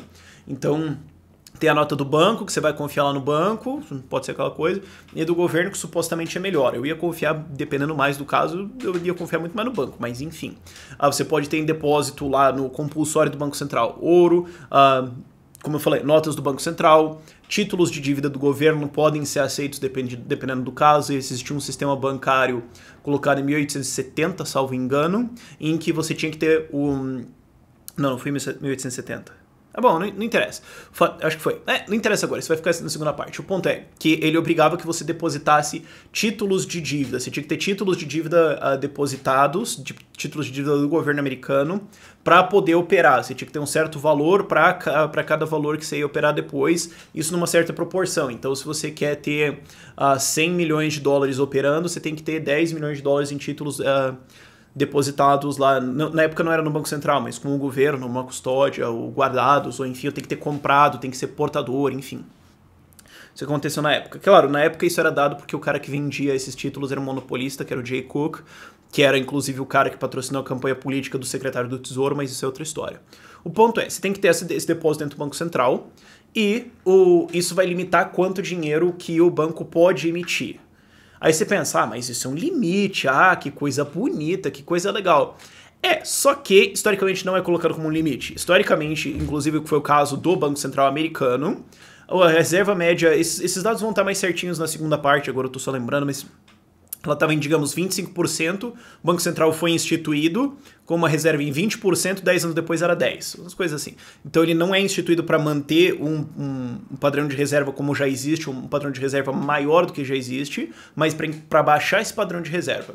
Então quando ele baixa esse padrão de reserva, como eu falei antes, ele incentiva bancos conservadores a imprimir mais, porque se ele não fizer, ele vai perder dinheiro, e ele ser conservador, ele ser calmo, ele ser prudente nas políticas dele, não vai render precisamente porcaria nenhuma para ele. Então, fazer o quê? Incentiva o inflacionismo aí loucão. E manipulando esse compulsório, manipulando esse requerimento de compulsório, o Banco Central pode manipular a economia. Então, claro, ele pode usar as três operações e não precisa usar só necessariamente uma, ele pode usar todas. Mas, digamos, só no compulsório ele pode falar, olha, isso foi cogitado, Guido Mantega cogitou fazer isso aqui no Brasil lá no alto da crise, no fundo da crise, né? Olha, é obrigatório que o banco X tenha 100 milhões de dólares aqui no Banco Central. Mas a gente queria que tivesse mais dinheiro na economia, assim, circulando. Então a gente vai baixar esse requerimento para 80, porque daí ele saca esses 20 e empresta lá para frente. Aí vai ser bonito. Que legal. Aí vai ser legal, vai desenvolver a economia. Claro, só é inflacionismo isso aí, mas enfim. Eles podem fazer essa manipulação. Do outro lado, eles podem também fazer manipulação para cima. É raro, mas aconteceu nos anos 30, no fim dos anos 30, no governo do Roosevelt, subiram o requerimento lá para ver umas loucuras bizarras lá. Subiram o requerimento para tentar conter fluxo de moeda, umas loucuras diferentes. É muito raro isso acontecer, Banco Central serve para inflacionismo de maneira geral. E outra coisa que é importante de notar é que esse requerimento de reserva pode ser usado como uma forma de cartelização bancária. Que é o seguinte, um Banco Central pode falar, olha, para você ser banco, você tem que ter 20 milhões de reais depositados aqui no Banco Central, senão você não pode fazer operações bancárias. Então ele cria uma barreira de entrada, ele fala, olha, você quer emprestar para algumas pessoas e tal, na sua cidade, digamos, é uma coisa pequena, rural tal, você tem um capital, não pode, é crime, você vai preso porque você não é um banco. Se você quiser fazer isso, você tem que ter 20 milhões aí para depositar no banco, senão, tchau, você não pode competir. Claro, essa barreira de entrada pode ser mais alta ou mais baixa. Aqui no Brasil ela é considerada baixa, o que eu acho bom, inclusive não deveria ter nada, mas nos Estados Unidos foi usado sim como uma forma de cartelização. Falou, não, para você fazer essas operações, você pode também fazer certas coisas cartelizadoras. Você pode falar, olha, bancos pequenos podem não ter reserva no Banco Central, mas eles têm que ter reserva nos bancos membros do Banco Central. Então, eles têm que ter alguma reserva lá, mas se eles não têm reserva no Banco Central, eles não podem fazer certas operações. Não estou dizendo que esse é o caso nos Estados Unidos, mas, por exemplo, eles não podem lidar com compra direta de títulos da dívida do governo americano. O que faz o quê? Reduz o número de compradores, então sobe o yield, então os compradores, que são os bancos que são membros do Banco Central, podem comprar um título que rende mais, então eles ganham mais dinheiro. Você pode começar a fazer esse tipo de coisa. Não que isso exista só no sistema de Banco Central, você pode fazer várias limitações assim, e elas existiam também no século XIX nos Estados Unidos. A gente vai ver isso na parte histórica também. Mas você pode fazer várias cartelizações assim por lei, dizendo, olha, a não ser que o banco tenha um registro federal, ele não pode vender dívida do governo americano no exterior. E quem que tem? Só esse cara aqui que é nosso amigo. Inclusive, ele patrocinou o cara que fez essa lei que diz que só isso pode porque ele tem. Aí você começa a entender algumas coisas. Mas só pra você entender como isso pode ser, tem um jiu-jitsu engraçado que você consegue fazer com esses mecanismos para impedir concorrência e era usado. Ainda é usado, inclusive. E como a gente vai ver na crise de 1929, os requerimentos de reserva do Banco Central não mudaram, mas eles não mudaram ao longo dos anos 20. Mas eles têm requerimentos de reserva diferentes para tipos de contas diferentes. Então, ó, se for uma conta para depósitos, isso existe no Brasil. Se for uma conta corrente, a reserva tem que ser 50%, porque é o dinheiro corrente e tal. Mas se for uma conta poupança, não, mas daí é a reserva isso aqui. Não, mas se for uma conta de investimento assim, para direção imobiliária, então a reserva é mais baixa.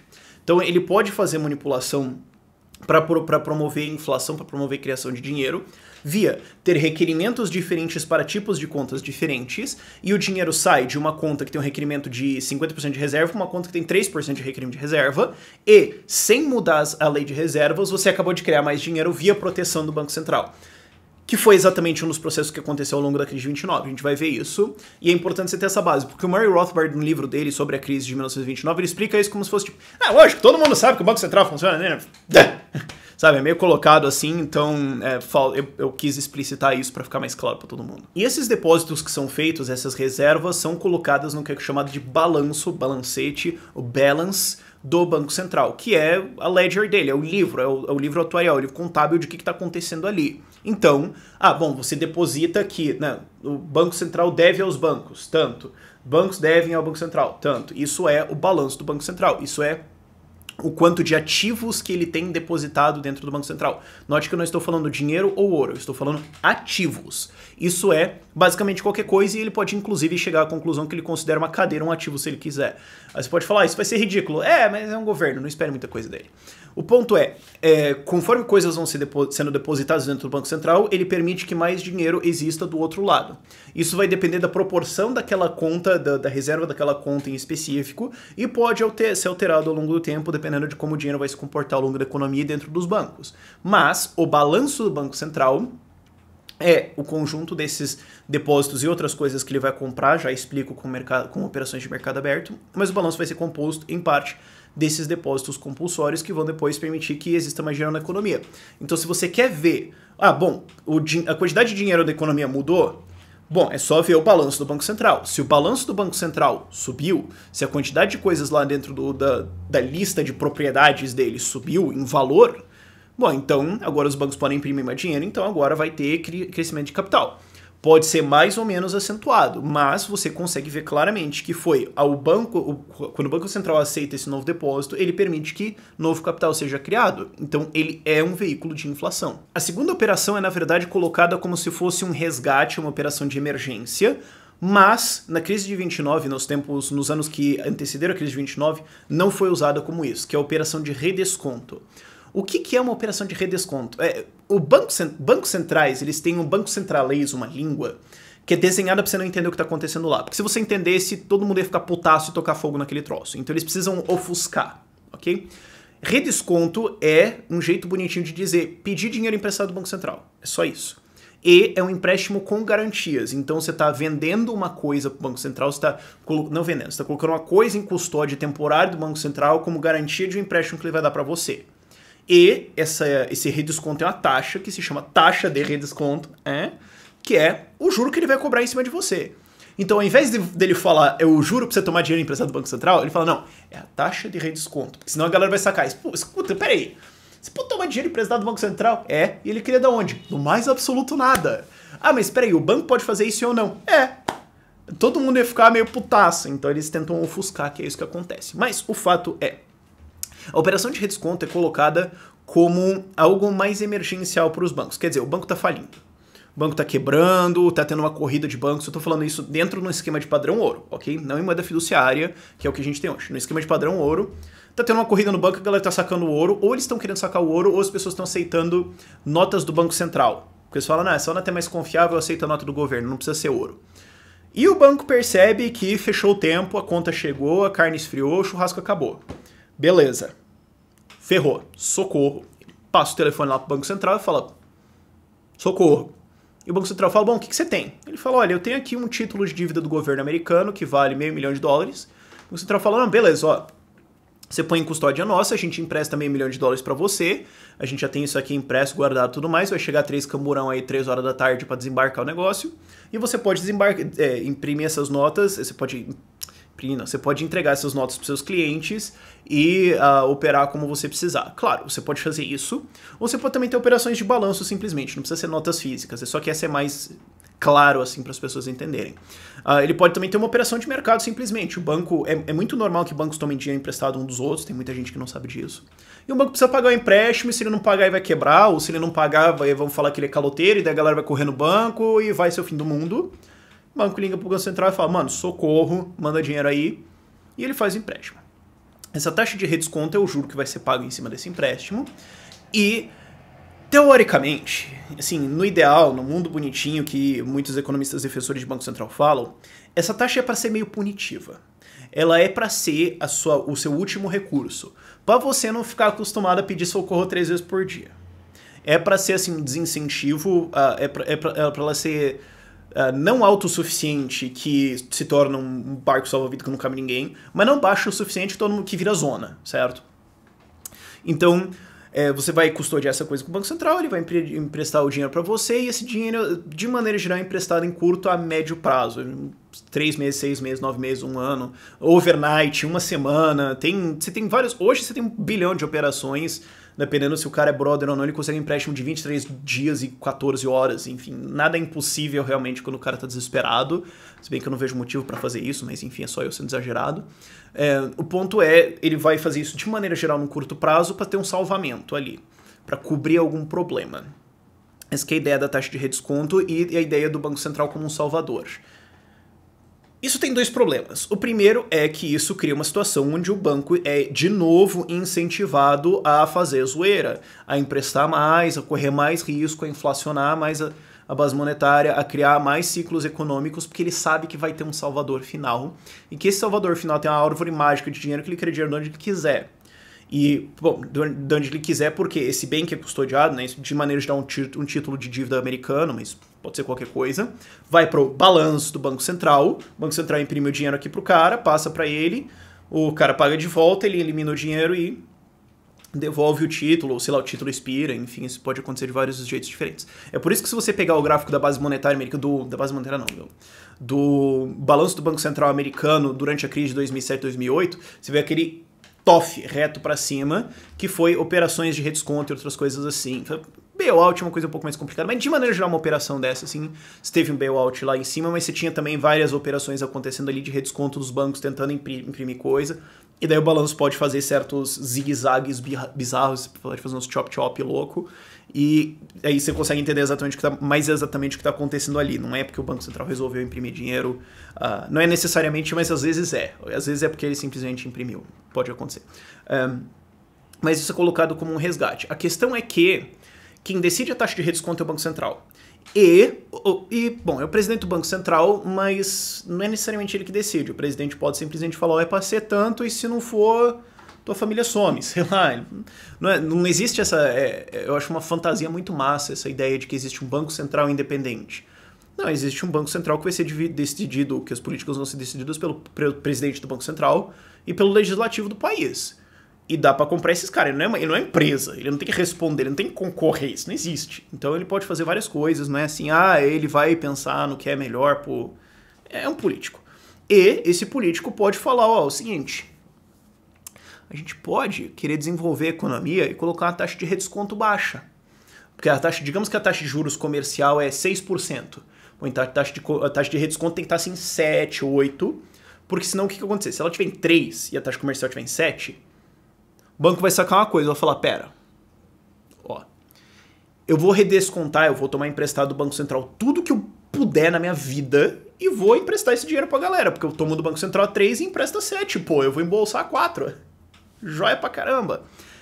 Que é justamente o que aconteceu na década antes da crise de 1929. A taxa de redesconto durante todo o tempo esteve abaixo da taxa de juros comercial. Isso vai estar mais explicitado também na segunda parte, mas, enfim, é uma parte importante para você entender.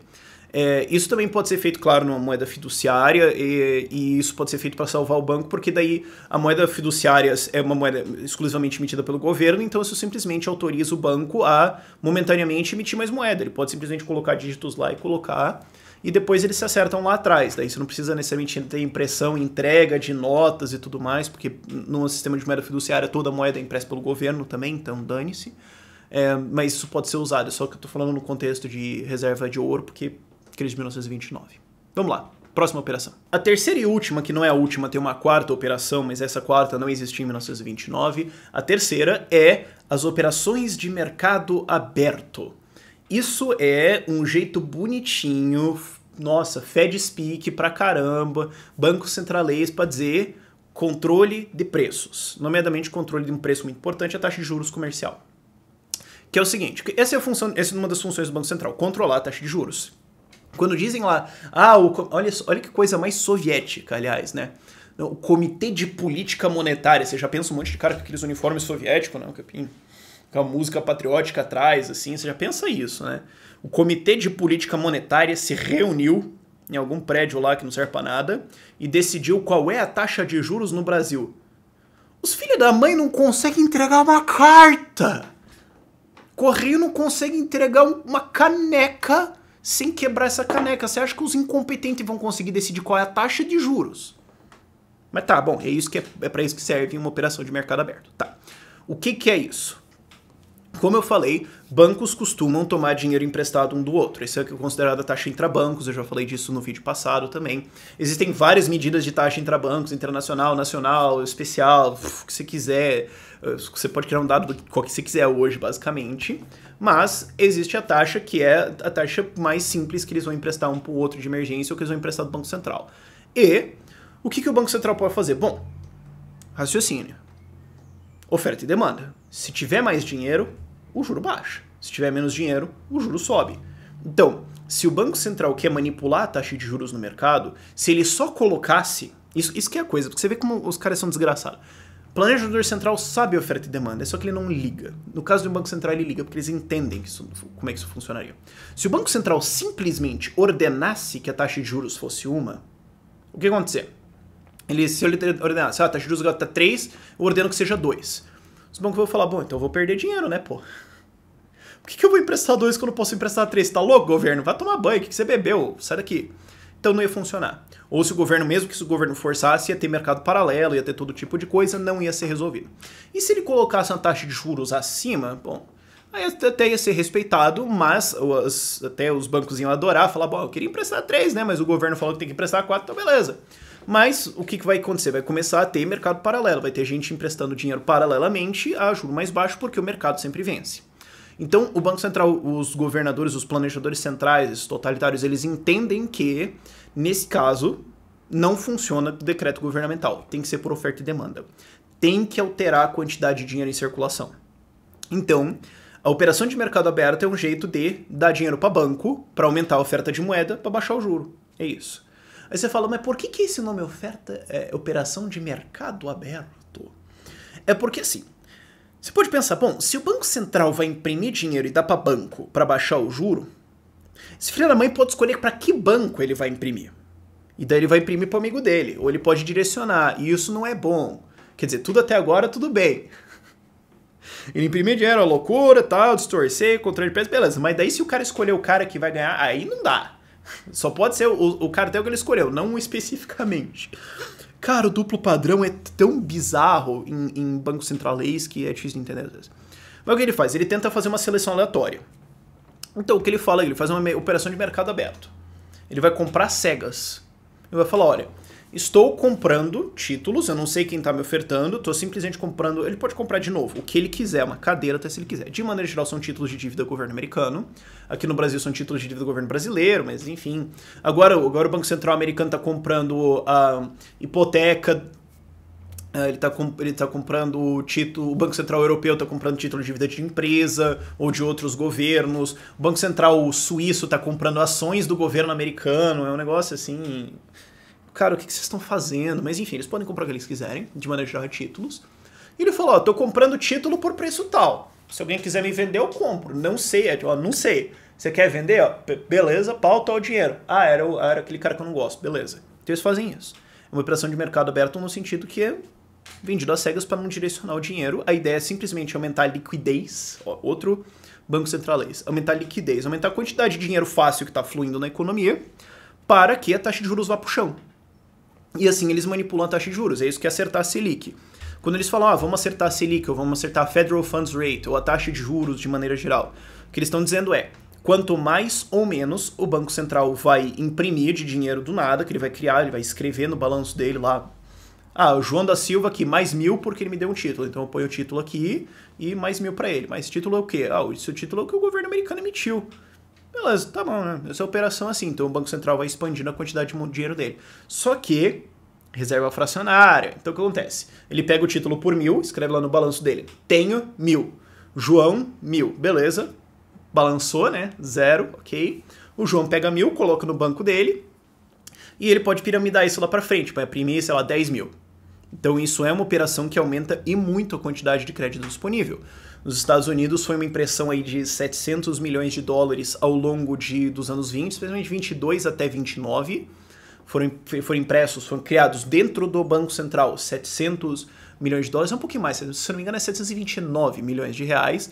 E isso deu numa expansão de dezenas de bilhões de dólares, que aumentou a base monetária em 76%. Então é uma coisa assim bizarra. Por quê? Porque vai piramidar lá na frente.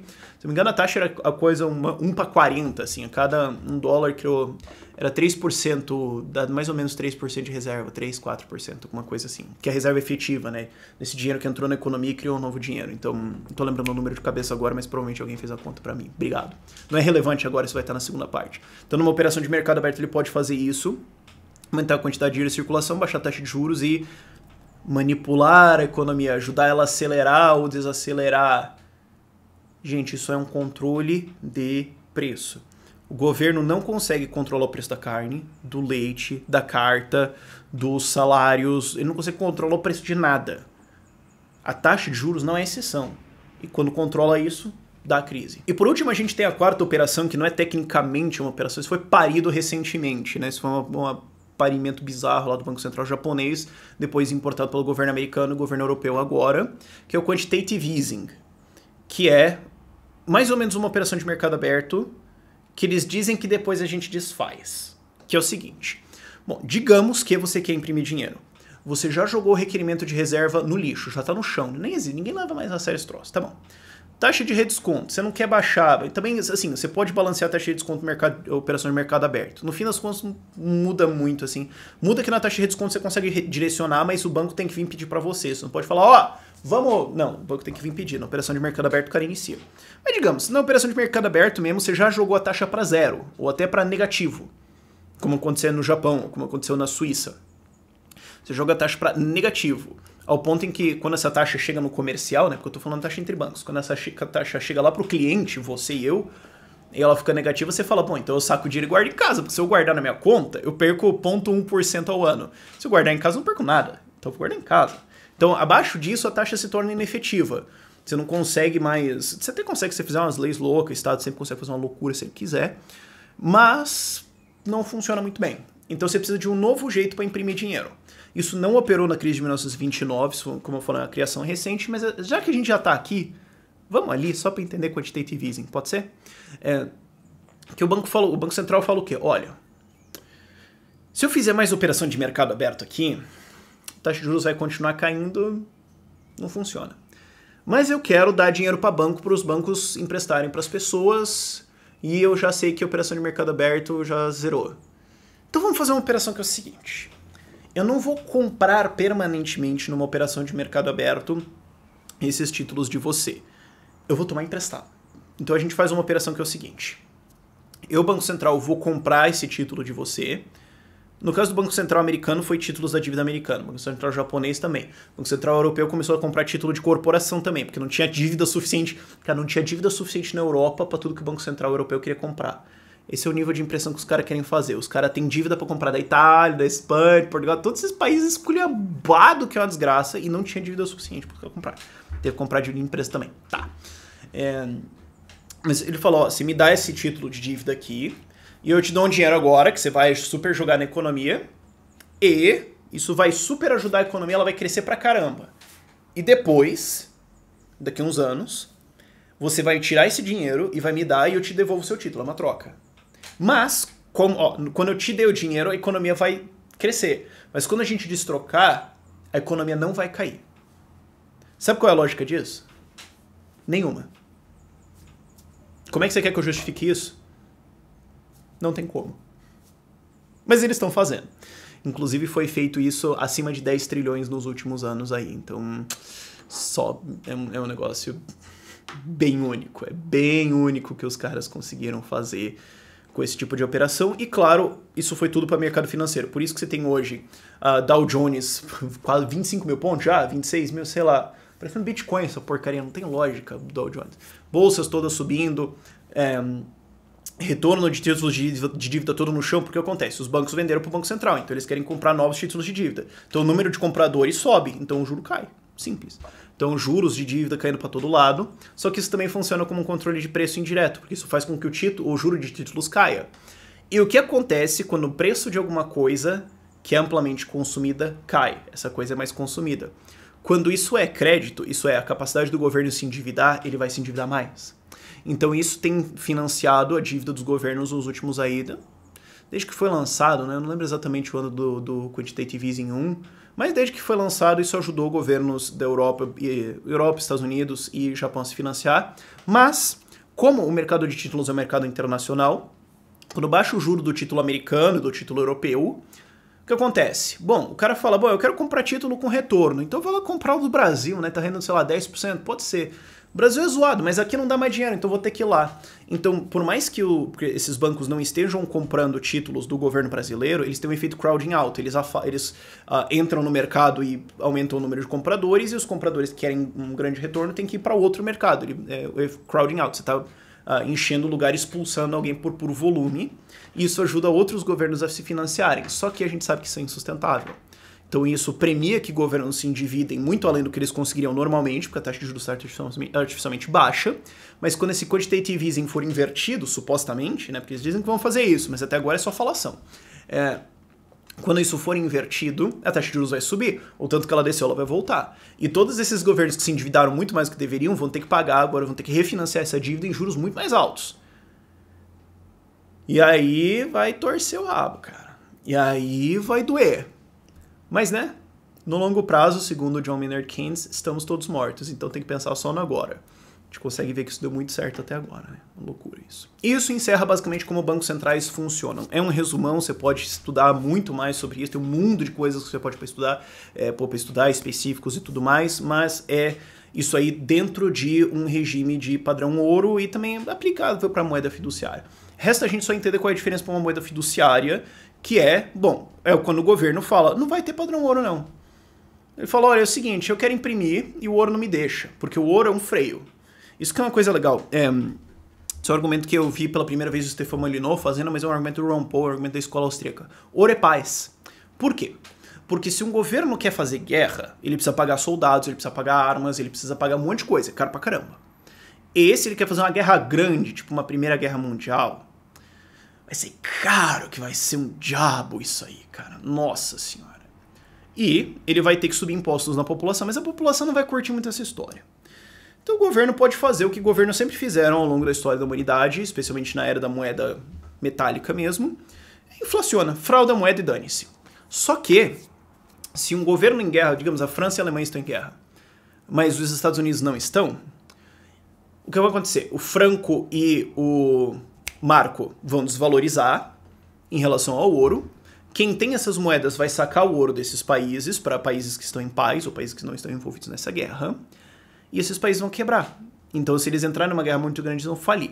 Por isso que esses países, quando eles entram em guerra, eles suspendem o padrão ouro. Então, eles entram temporariamente numa moeda fiduciária. Até agora eu estava falando que o padrão ouro existe, blá, blá, blá, mas eu não falei que o padrão ouro pode ser suspenso. Por quê? Porque o governo mandou. Você vai fazer o quê, cara? Ele tem um exército, inclusive agora ele precisa de muito exército, ele tem muita tropa agora. Se não gostou, você chora, vai lá pro canto, tchau. E, mas você quer o teu ouro de volta? Não. Inclusive, o governo pode confiscar o seu ouro, isso aconteceu algumas vezes.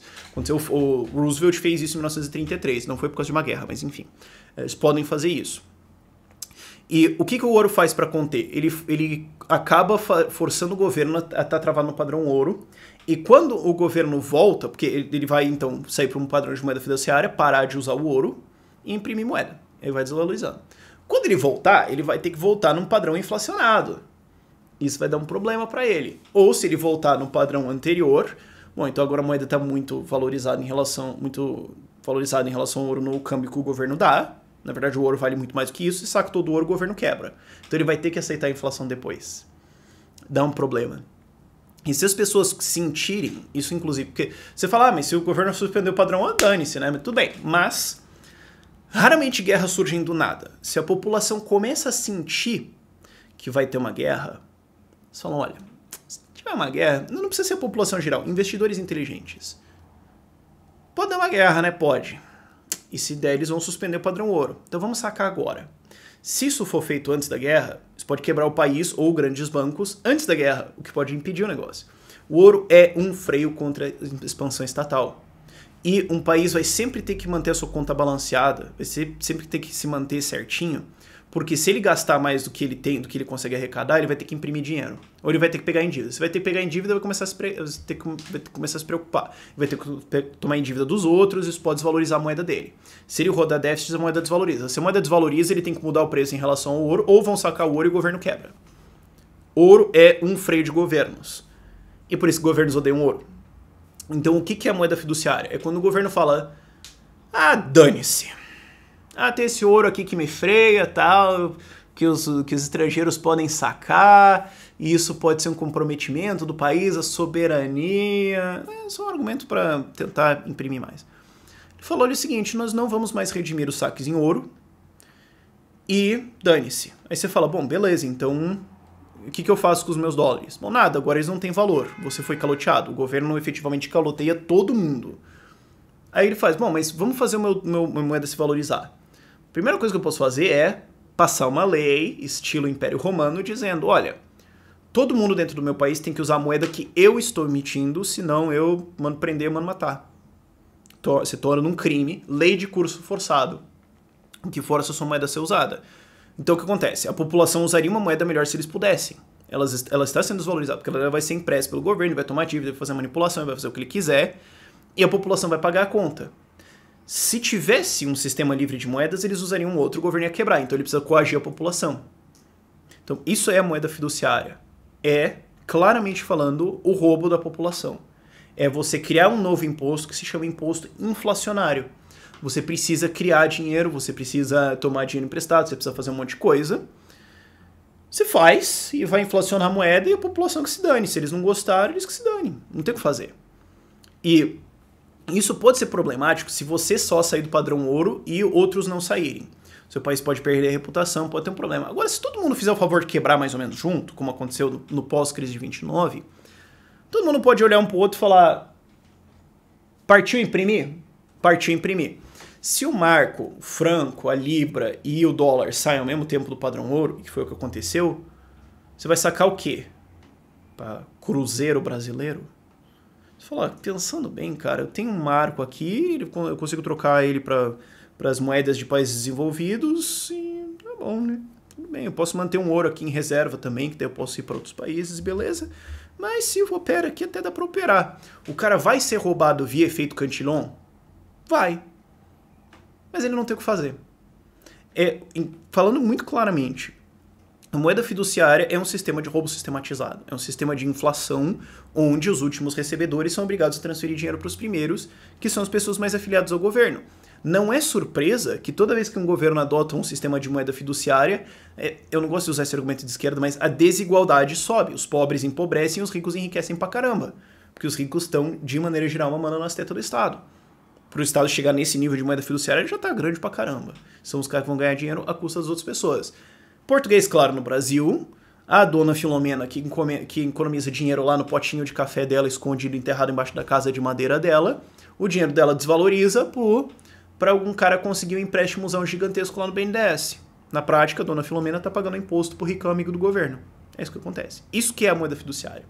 Ela não é assim uma melhora pra gente poder manipular a moeda mais. Mas eu não quero que o Estado manipule a moeda. Claro, os keynesianos que assistem isso, eles devem estar loucos. Bom, eles nem devem estar assistindo mais essa altura, né? Agora é só entre a gente. Tudo bem, não tem problema. Ou bravos keynesianos, né? Se você tá até aqui, parabéns. Mas eles querem imprimir tudo, mas não. Austríacos não querem fazer isso. Defensores da escola austríaca, defensores de livre mercado, não é nem defensores da escola austríaca, defensores de livre mercado não querem que o governo manipule a moeda. Eles querem a mesma quantidade de moeda constante. Inclusive o ponto que o Rothbard defende, 100% de reservas de ouro. Uma quantidade de moeda constante vai expandir basicamente por causa da mineração, mas isso é tão pequeno que não vai causar um ciclo. A redução de custo de vida vai quase certamente conseguir compensar isso aí, não importa no fim das contas. Então, a moeda fiduciária é um jeito do governo tiranizar a sua população, só isso. E daí tem todos aqueles disfarces keynesianos em cima, né? Eu sei que eu tô me repetindo um pouco, mas voltando nesse assunto, né? Não, é pra gente conseguir fazer um planejamento da economia. Você quer que o Banco Central planeje a economia? Sério mesmo? Isso não é desejável.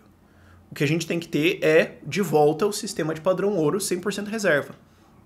E você pode fazer, que é o argumento lá do Fernando Urich, você pode fazer, não, reserva ao longo do tempo, então você não vai prometer que você vai redimir tudo agora, você solta uma nota que você diz que você vai redimir a prazo e não sei o quê, então embora agora você está inflacionário, ao longo do tempo você não está. Isso ainda é reserva 100% na prática, mas enfim, tem uma reserva 100%, tem uma quantidade de moeda estável e você quer ter moedas em competição, você quer ter dinheiros em competição. Porque se um dinheiro cair de qualidade, se algum banco imprimir, porque isso que é o ponto do padrão ouro, se algum banco imprimir, se algum banco fizer zoeira, ele é muito rapidamente identificado e sofre a punição. A quantidade de moeda é mais estável. Não é à toa que os ciclos econômicos se tornaram muito mais longos e as crises se tornaram muito piores depois do advento do Banco Central. Antes do advento do Banco Central, você tinha expansões de moeda por causa da moeda fiduciária, da reserva fracionária? Tinha, porque o governo defendia a reserva fracionária e tinha várias outras defesas para proteger a impressão dos bancos. Inclusive suspensão de redenção de pagamento em ouro, feriado bancário, salvaguardar os bancos, botar exército na porta do banco para você não sacar, enfim, todo tipo de coisa. Mas nesse sistema de padrão ouro, você tem uma competição entre os bancos. Então, você tem uma recompensa para que eles sejam mais prudentes. O que acontece? Menos expansão. Os ciclos acontecem, mas eles são mais curtos. Por quê? Se os caras vão expandir logo. Acontece, beleza. Se for crachar, cracha logo, caiu logo, porque não tem banco central para ficar salvando o banco. Quem imprimiu tem que se fuder mesmo. Acabou, tchau, vai para lá, abraço. Faliu. Ninguém liga, cara, vai se ferrar. Não tinha que estar no mercado mesmo. Falei, acabou, todo mundo que não consegue, que não presta, é expulso do mercado. O negócio dura 6 meses para 1 ano, tá resolvido e volta rapidamente. E você não tem um ciclo tão grande. O que acontece com o advento do Banco Central? Ele permite que você imprima por muito mais tempo. Inclusive, durante os anos 20, teve 2 ameaças de recessão que poderiam ter sido crises. E se elas fossem crises, teria desarmado a bomba. Ia ter sido uma dor de cabeça, ia ter sido uma puta de uma dor de cabeça. Sem nenhuma dúvida, ia ter sido uma crise muito fantástica. Mas, ia ter acontecido, a bolha começou aqui, caiu, vamos reajustar, ok? Volta para o normal. Chegou aqui, desacelerou, o Banco Central imprime de novo. O Banco Central imprime de novo. Ele só está aumentando a bolha. Por isso que as crises são maiores. Porque ele pode responder imprimindo. Mas como a gente viu, essa impressão só pode agravar o ciclo econômico. Ela não vai salvar. O que vai salvar é a reorganização da economia. Coisa que eu falei lá no primeiro episódio. De a economia voltar para um incentivo de livre mercado. O que acontece é que o Banco Central vai distorcendo cada vez mais isso, aumentando a bolha. E quando ela estoura de vez. Então, ao invés de você ter uma crise a cada 3, 4 anos, são crises tipo, pois é, deu umas crises lá no Banco do Sudoeste. Bom, azar. E amanhã com seus problemas. Não, a crise é nacional, ela leva 8 anos para acontecer, quando estoura tudo. E daí você fala, mas foi o capitalismo. Que saco. E só para encerrar e deixar isso muito claro, algumas pessoas, porque eu consigo totalmente ver esse argumento, alguma galera de esquerda pode falar, ah, tá aí então a falha intrínseca do capitalismo que nós falamos o tempo todo. É a reserva bancária fracionada. Bom, só para esclarecer, isso está implícito ao longo do vídeo, mas tem que ser esclarecido para ficar bem certinho isso. A reserva bancária fracionária não é um fenômeno de livre mercado. Okay? Banco Central não é um fenômeno de livre mercado, é um fenômeno de intervenção estatal. Ah, mas são os bancos que buscaram uma cartelização. Sim. Ah, então foi o capitalismo. Não, porque se você não tivesse um Estado para cartelizar o troço, se tivesse livre mercado puro, inexistência de Estado, você tem simplesmente um sistema de propriedade privada e comércio livre, que é o único sistema, inclusive, eticamente defensável. Se você só tem isso, não tem como ter um banco central. Não tem como ter alguém que imprime baseado em coage as pessoas. Não, isso não funciona. Ah, mas e a reserva bancária fracionada? A reserva bancária fracionada, na visão dos defensores de livre mercado, constitui fraude na medida em que o cliente não sabe disso. Se o cliente quer assumir um risco, beleza. Se as pessoas fossem informadas desse risco, elas assumiriam esse risco? Não.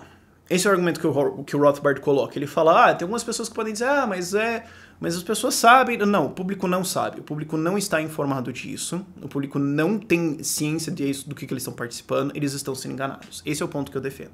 Dá pra debater? Dá pra debater. É uma coisa muito longa, mas vamos tentar conter a coisa aqui um pouquinho. Isso seria, num sistema de livre mercado, considerado fraude? Sim, seria considerado fraude. E os bancos seriam, no mínimo... Você pode dizer assim, a reserva fracionária 100% não ia funcionar.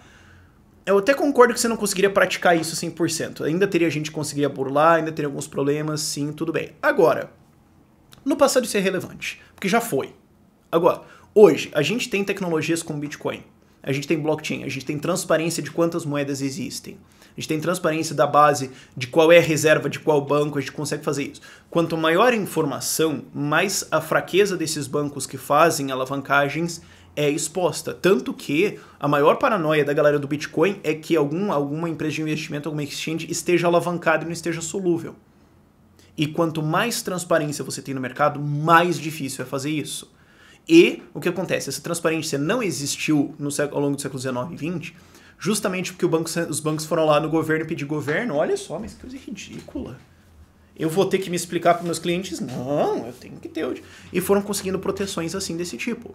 No livre mercado, como eu falei antes e repito, sistemas de transparência, segurança, de auditoria, de auditing, de transparência seriam muito mais fortes, muito mais valorizados. E quanto mais a concorrência sobe, mais isso seria um produto.